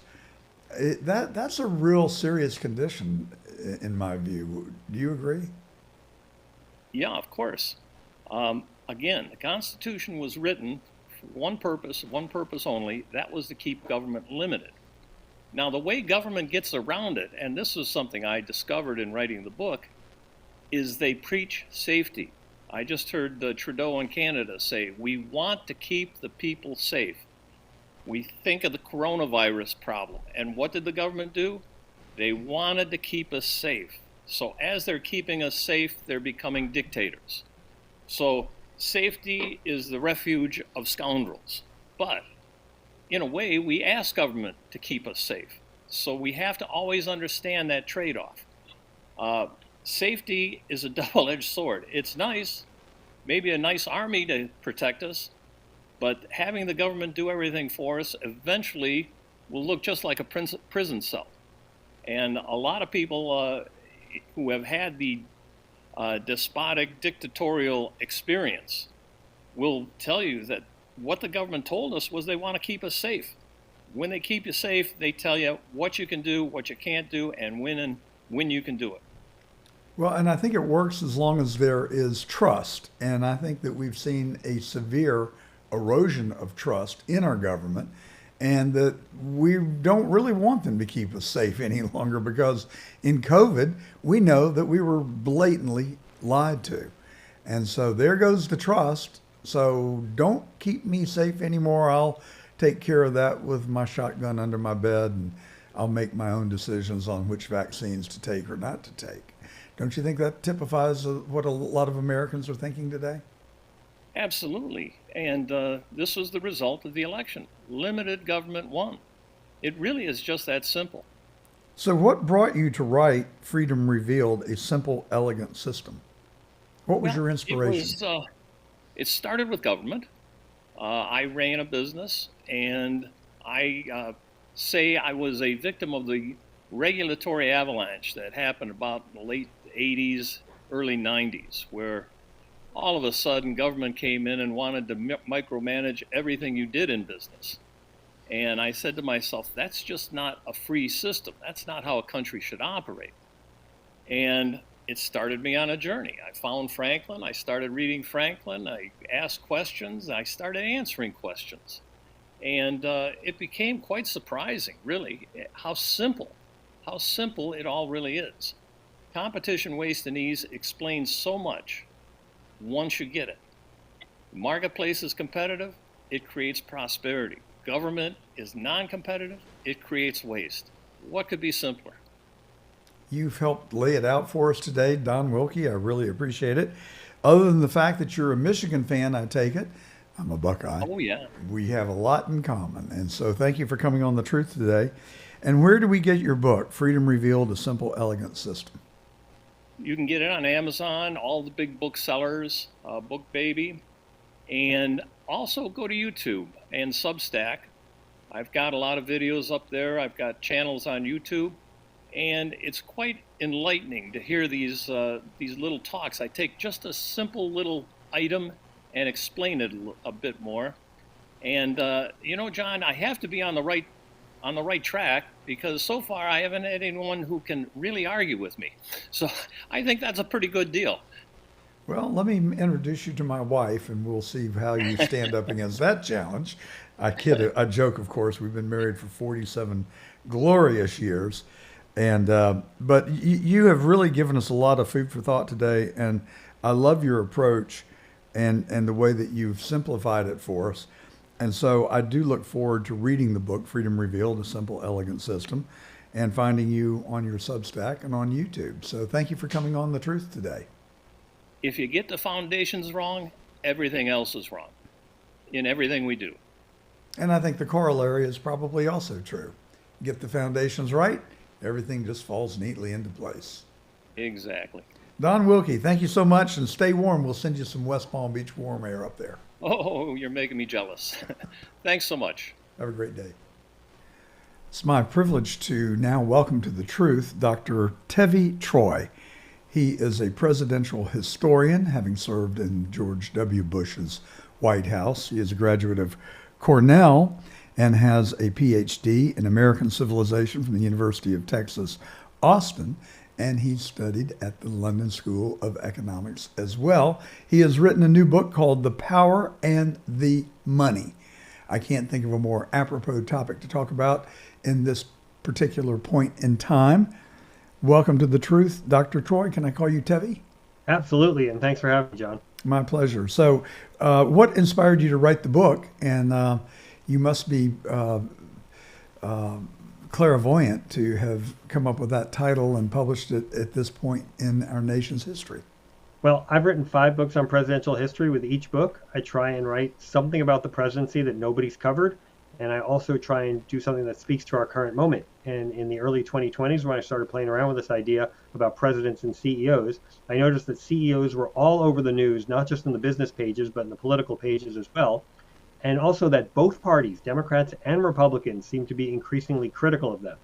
So I looked to see if anybody had ever done a study of the relationships between presidents and CEOs before, and I noticed nobody had. So I dove in and I wrote this analysis of what it's like when presidents and CEOs clash, when they collaborate. And I did not know at the time that Elon Musk would be the head of Doge and really involved in the Trump administration. I didn't know there'd be a second Trump administration. But as you were right, I was somewhat clairvoyant. I got lucky in picking presidents and CEOs as my topic a couple of years ago. Well, speaking of Elon Musk, I don't think I've ever seen anybody involved in government like Elon Musk at the level that Elon Musk has been injected into the political process. Do you like it? Do you think it's positive, or does it give you pause? It's a really good question, because there's one commentator I listen to who says, whenever Trump does something, if you like it, think about, would you like it if the other side did that? And I can imagine being uncomfortable if, let's say, some big labor leader took over massive parts of an administration in a Democratic team and started imposing all kinds of pro-labor regulations that prevented business from doing, from being successful and from making profits in a Democratic administration. So I do try and look at it from that perspective. That said, I'm a big fan of finding and cutting and rooting out government waste. When I worked in the Bush administration, I saw some of these contracts that went to left-wing organizations that I thought should not be going to them, and I was told there's nothing we can do about it. People would just shrug. And the fact that they're actually looking at these contracts and saying, maybe we shouldn't be subsidizing left-wing organizations with tax dollars, I think is a good thing. Well, so why would the Bush administration have given money to left-wing organizations? How could that happen? It's not that the Bush administration was giving money to left-wing organizations. It's that there are these multi-year contracts that started long before the Bush administration that just continue administration after administration. And when politicals come and say, hey, can we look at this? They're told, oh, this is just the way it's done. And the Bush administration was less willing to upset apple carts than the Trump administration, and that's why these things continue. Well, for my money, it's long overdue, and I'm ecstatic that someone is putting a magnifying glass on the federal government, which I believe and frequently say on this program, this federal government is rotten to its core.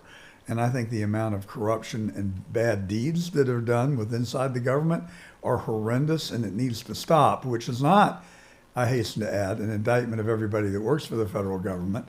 I've worked in a large law firm. I've worked for a public Fortune 500 company. I've worked in my own business.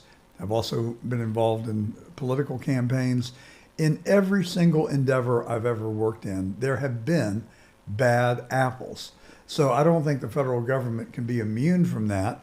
And I think that's what we're seeing. And in most of those instances, it's the bad apples that seem to get all the attention. And so I think we've got to keep it in proportion, but still, I think this federal government has gotten completely out of control. You've been there. What do you think?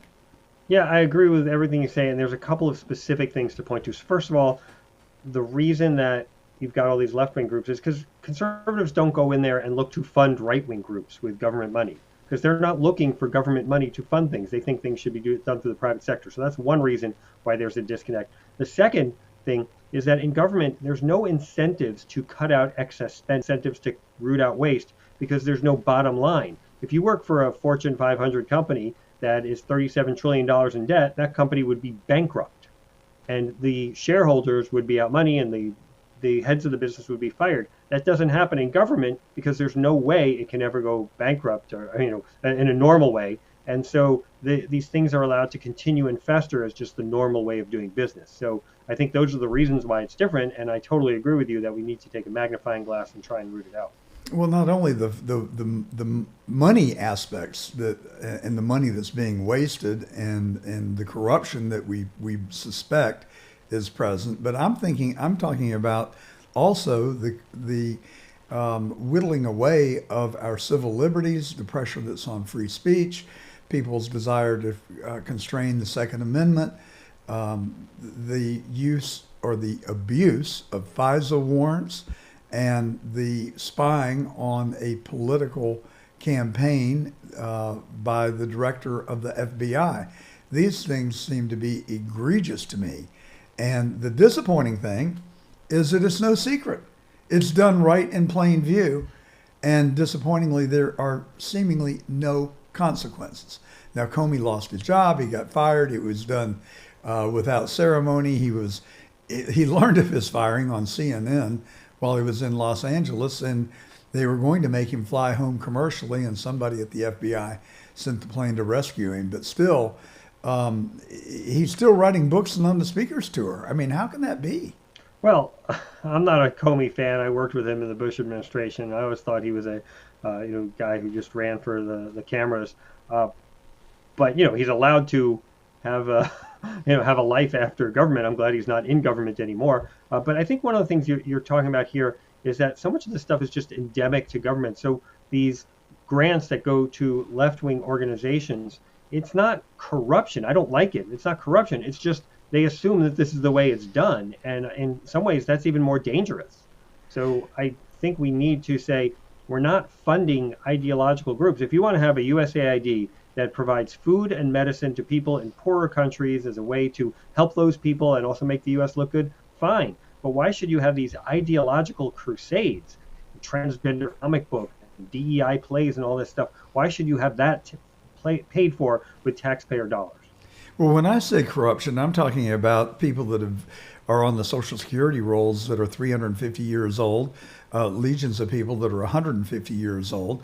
What I don't know is whether those people are actually receiving benefits. I've heard both beliefs, and we need to know. I mean, it seems like it would be pretty easy to find out if people are over the age of 150, have checks actually gone out, and have they been cashed? I can't imagine that would take more than a good half an hour to determine. That's the kind of corruption that I'm talking about.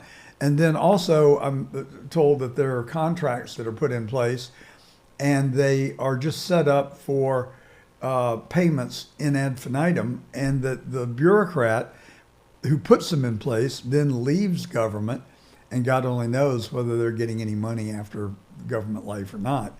But I think there's enough smoke that it certainly warrants a close examination, and I think it should be exposed, and people should be punished if they knowingly have taken government money that they did not earn.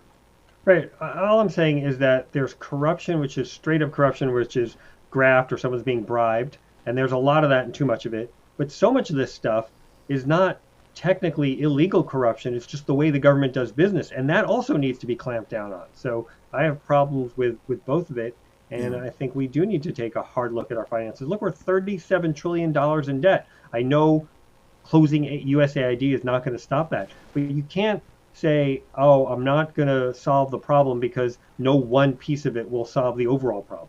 You have to start somewhere, and I think the most egregious misuses of taxpayer dollars are probably the place to start. Can you imagine Democrats standing up against Elon Musk and the work that he is doing? I mean, who would not want to stop, forget corruption, how about just waste and abuse? I mean, if we can label it at that, who would not want to stop that? And I'm sorry if there are people... Democrats. But why? I mean, how? Yeah, no, it's amazing. What intellectual argument can you make to defend that? Yeah, no, the abuse that Elon Musk undergoes is really astounding. I mean, these people who will allow any illegal immigrant into the country and say you can't actually deport them even if they're criminals, suddenly they say this guy is this immigrant you want to deport. So they go after him even though he's a legal immigrant. And the death threats he gets, and it's really insane. And you just wonder why he would want to do this even. Now, I understand he thinks there's an opportunity to fix the country, and that's great, and I appreciate the service. But the abuse you take if you ever actually take on some of these sacred cows is really instructive and is a warning to anybody else who dares to try it. Well, I found it particularly chilling that when Elon Musk went on Joe Rogan and he said that he can't push too hard against corruption or else he fears that he would be assassinated. Were you aware of that comment?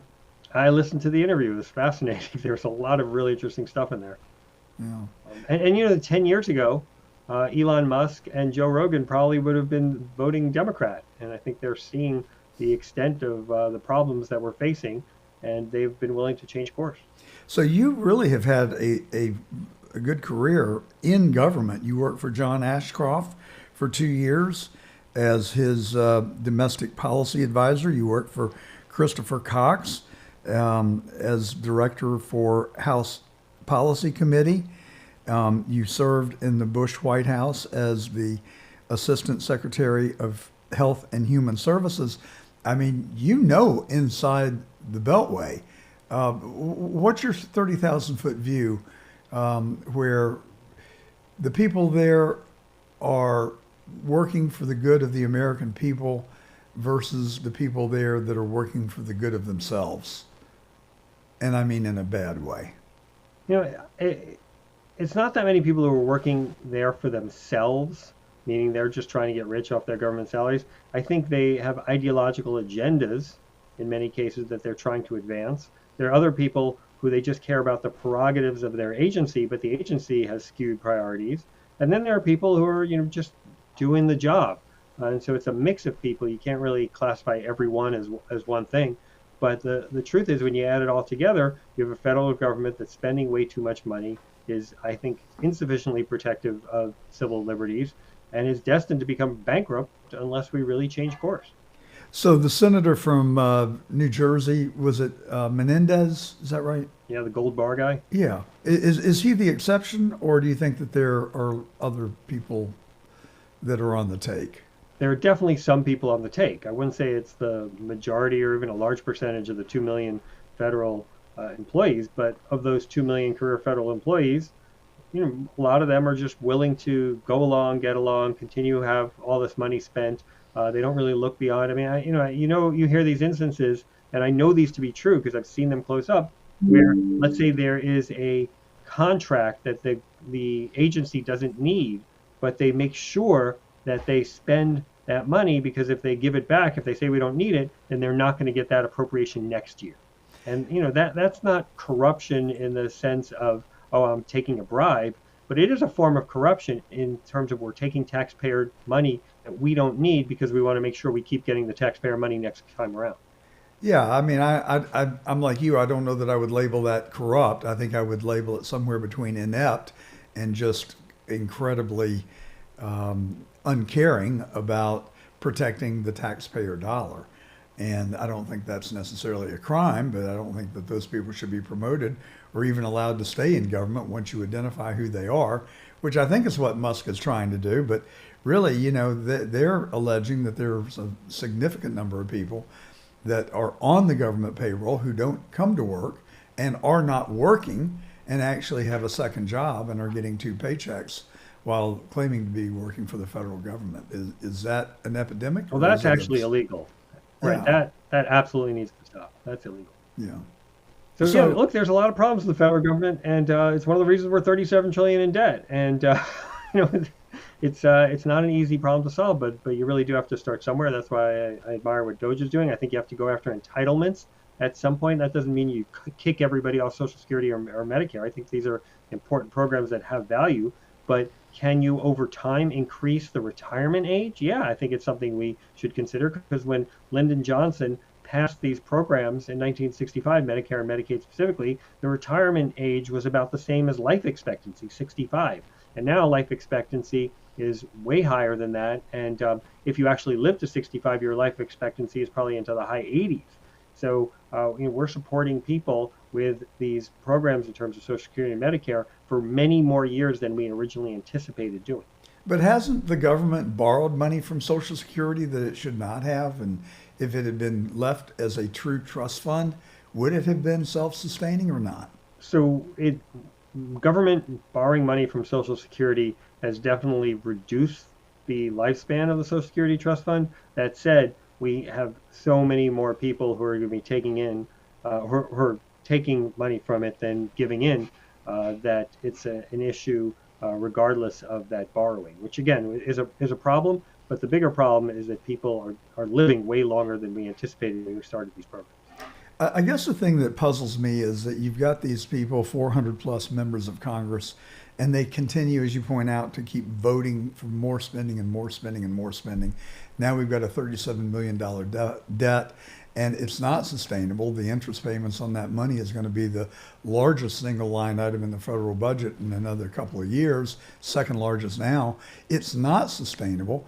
I mean, are these people just completely clueless about debits and credits, and when the house of cards is going to implode, yet they continue to do the same things over and over? I just don't get it. I mean, when are the adults going to show up? Yeah, I think it gets back to the thing I said about incentives. Nobody in the federal government has incentive to limit spending because it's not their money. These congressmen, their incentive is to get reelected. And you're not going to get reelected if you vote against a spending package, because there's always something in a spending package that somebody can weaponize against you and say, oh, he voted against this. Now, maybe this congressman was overall trying to reduce spending, get us more in line with our revenues and our expenses, like every American family does around their kitchen table. But the congressman knows that he or she will be criticized for cutting benefits to Social Security or cutting defense spending because they put together these huge spending packages that include everything. And so there's a lot of bad spending in there, but there's some good spending in there. And you know that it's an ugly ad against you if you vote against the so-called good spending. So, we hear a lot about permanent Washington and the deep state. I think there is a difference. Just how much influence does the deep state have, and how would you identify it? So there is a difference between permanent Washington and the deep state, as you would say. Permanent Washington just kind of runs on inertia. We spend money, we continue to spend money, and that's the way it goes, and they have no interest in stopping that. Deep state, I think, is people who are actively trying to promote an ideological agenda from what are supposed to be career jobs within the federal government. And I think that's a different thing. They both have their own problems, but that would be my distinction. That's how I define each one. To me, the deep state may be a little more sinister than that. It is my considered belief that the CIA killed John Kennedy, and they've thus far, 60 years later, continued to get away with it. I would be hard pressed for anyone to convince me that Butler, Pennsylvania was not an inside job. And I worry about the abuse of FISA warrants and wiretapping the campaign of a political opponent. To me, that's deep state. And did you see it up close? Did you have any contact with people that you would have considered to be in the deep state? And were they bad guys? Well, it's kind of funny. I mean, I thought my description of the deep state was pretty sinister, and you said yours is more sinister. And you're right, yours is more sinister than the way I described it. But it's the same thing. Well, I happen to believe it is true, though. Government, I'm not making it up. Agenda. I didn't. I'm sorry. Right. No, I just thought I was pretty. I thought I was pretty cynical, and you laughed me, is what I'm saying. Yeah. Well, look, I never saw anybody close up who I said, "Wow, this person is an evil person." And I could tell they're evil. But as I said, I did work with Jim Comey, and I wasn't a big fan. So you see only so much of a person in their external guise. There's all sorts of stuff, wheels turning going on the inside that you don't necessarily know about. Well, what about people like Clapper and Brennan, and I can't remember the other guy. His name escapes me. I mean, they were Democratic political appointees. I never met them. Yeah, and they signed but a letter. I'll say a nice thing about Dick Cheney. Yeah, Dick Cheney saw through Comey. There's a great story that I have in my book, Fight House, where Comey and Cheney are standing next to each other in a cabinet meeting waiting for President Bush to arrive. And Cheney is looking straight ahead, and Comey's trying to talk to Cheney and says, Mr. Vice President, I'm Jim Comey. I'm the Deputy Attorney General. Nice to meet you, all this stuff. And Cheney, without ever looking at him, says, I know who you are. I've seen you on TV. Just making fun of, what a TV hawk Comey was, how he always wanted to be on TV, get in front of the cameras. Yeah. Well, I think it's distressing to me that the 52 intelligence officers of national prominence would sign a letter saying that Hunter Biden's laptop was Russian disinformation. I mean, where do these people get off? How can they continue to operate outside the bounds of the law and our Constitution? The other crazy thing about that letter is that it was sort of self-perpetuating. They said, what's the source for it? The source was the people who signed the letter. So, they had no additional evidence for it. They just signed it based on their own knowledge or intuition or their own sense of things. But their own sense was intensely partisan. Well, I think they very clearly impacted the outcome of the 2020 election.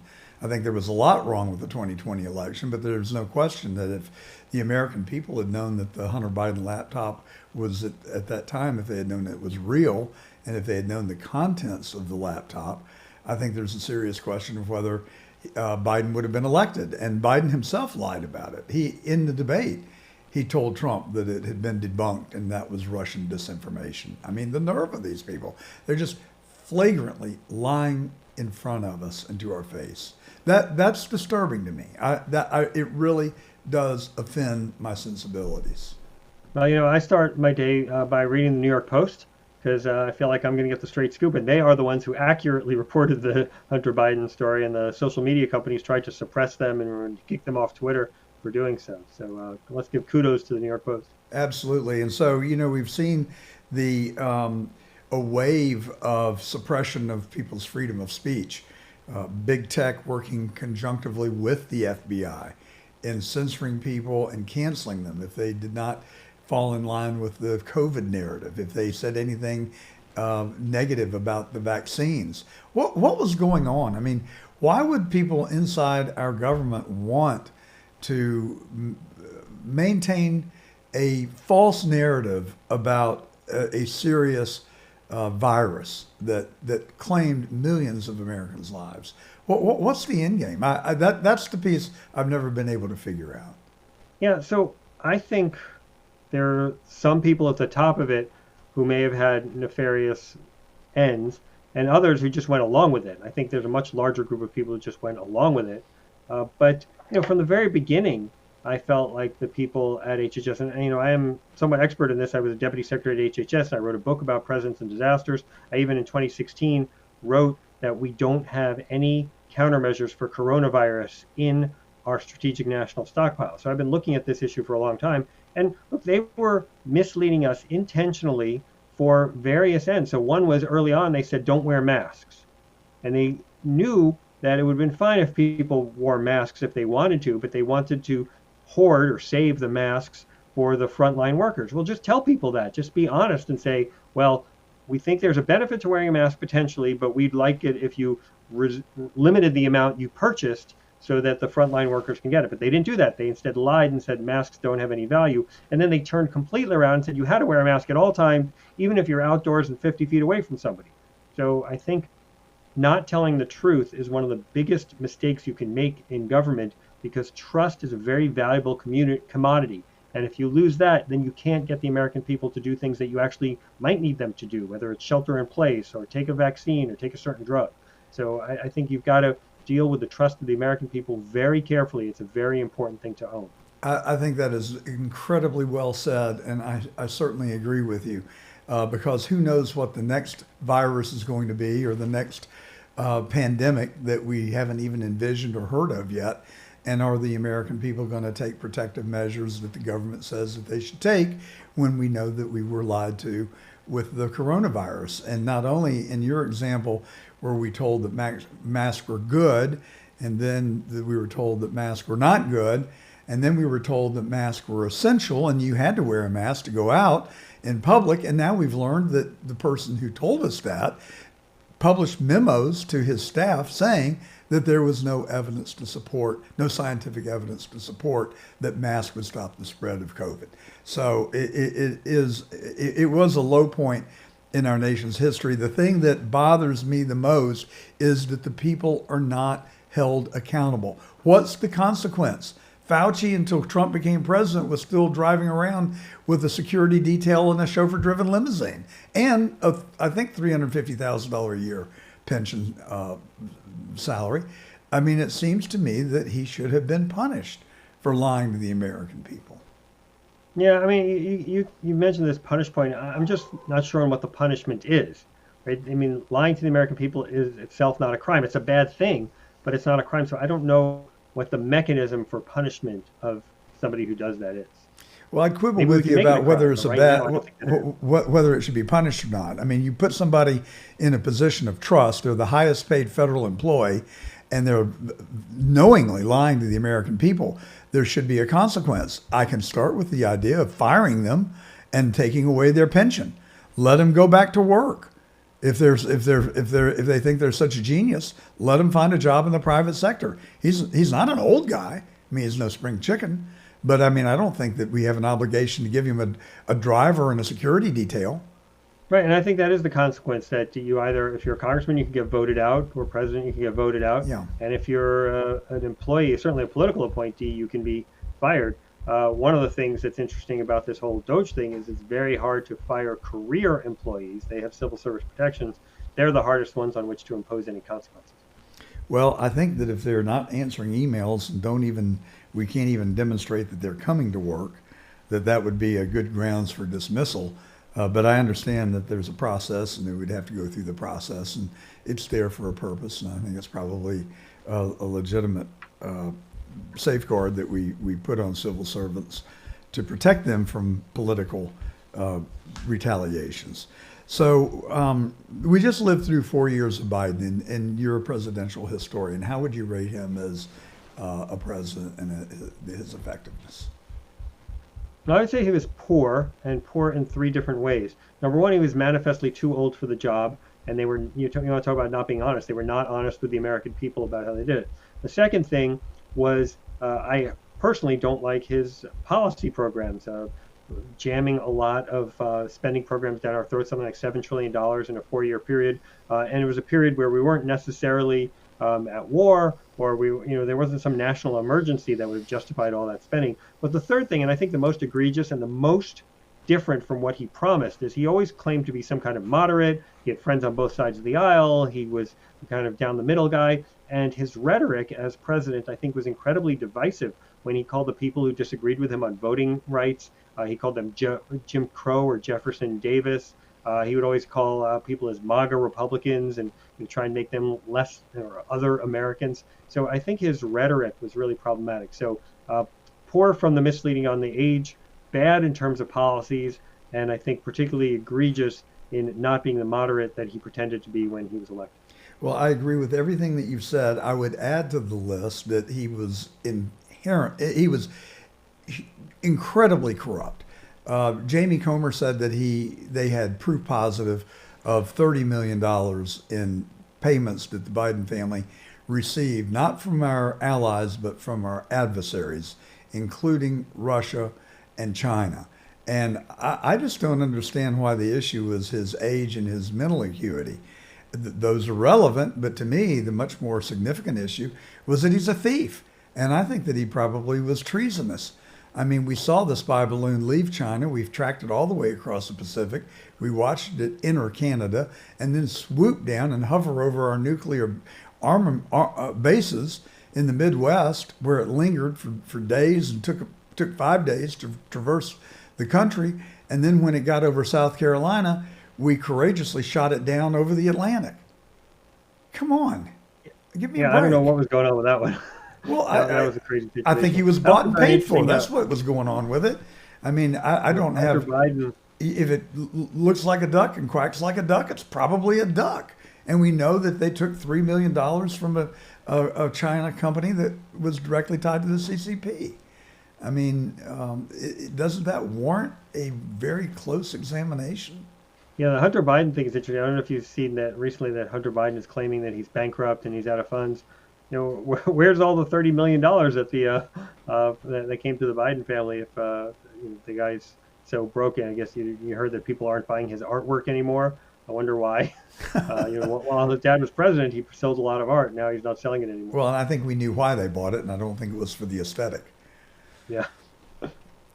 Well, Tevi Troy, thank you for coming on The Truth. We've had a good conversation, and certainly a pleasure to have you on and to be able to tap into your decades-long years of service and inside Washington, look behind the curtain. Thank you so much.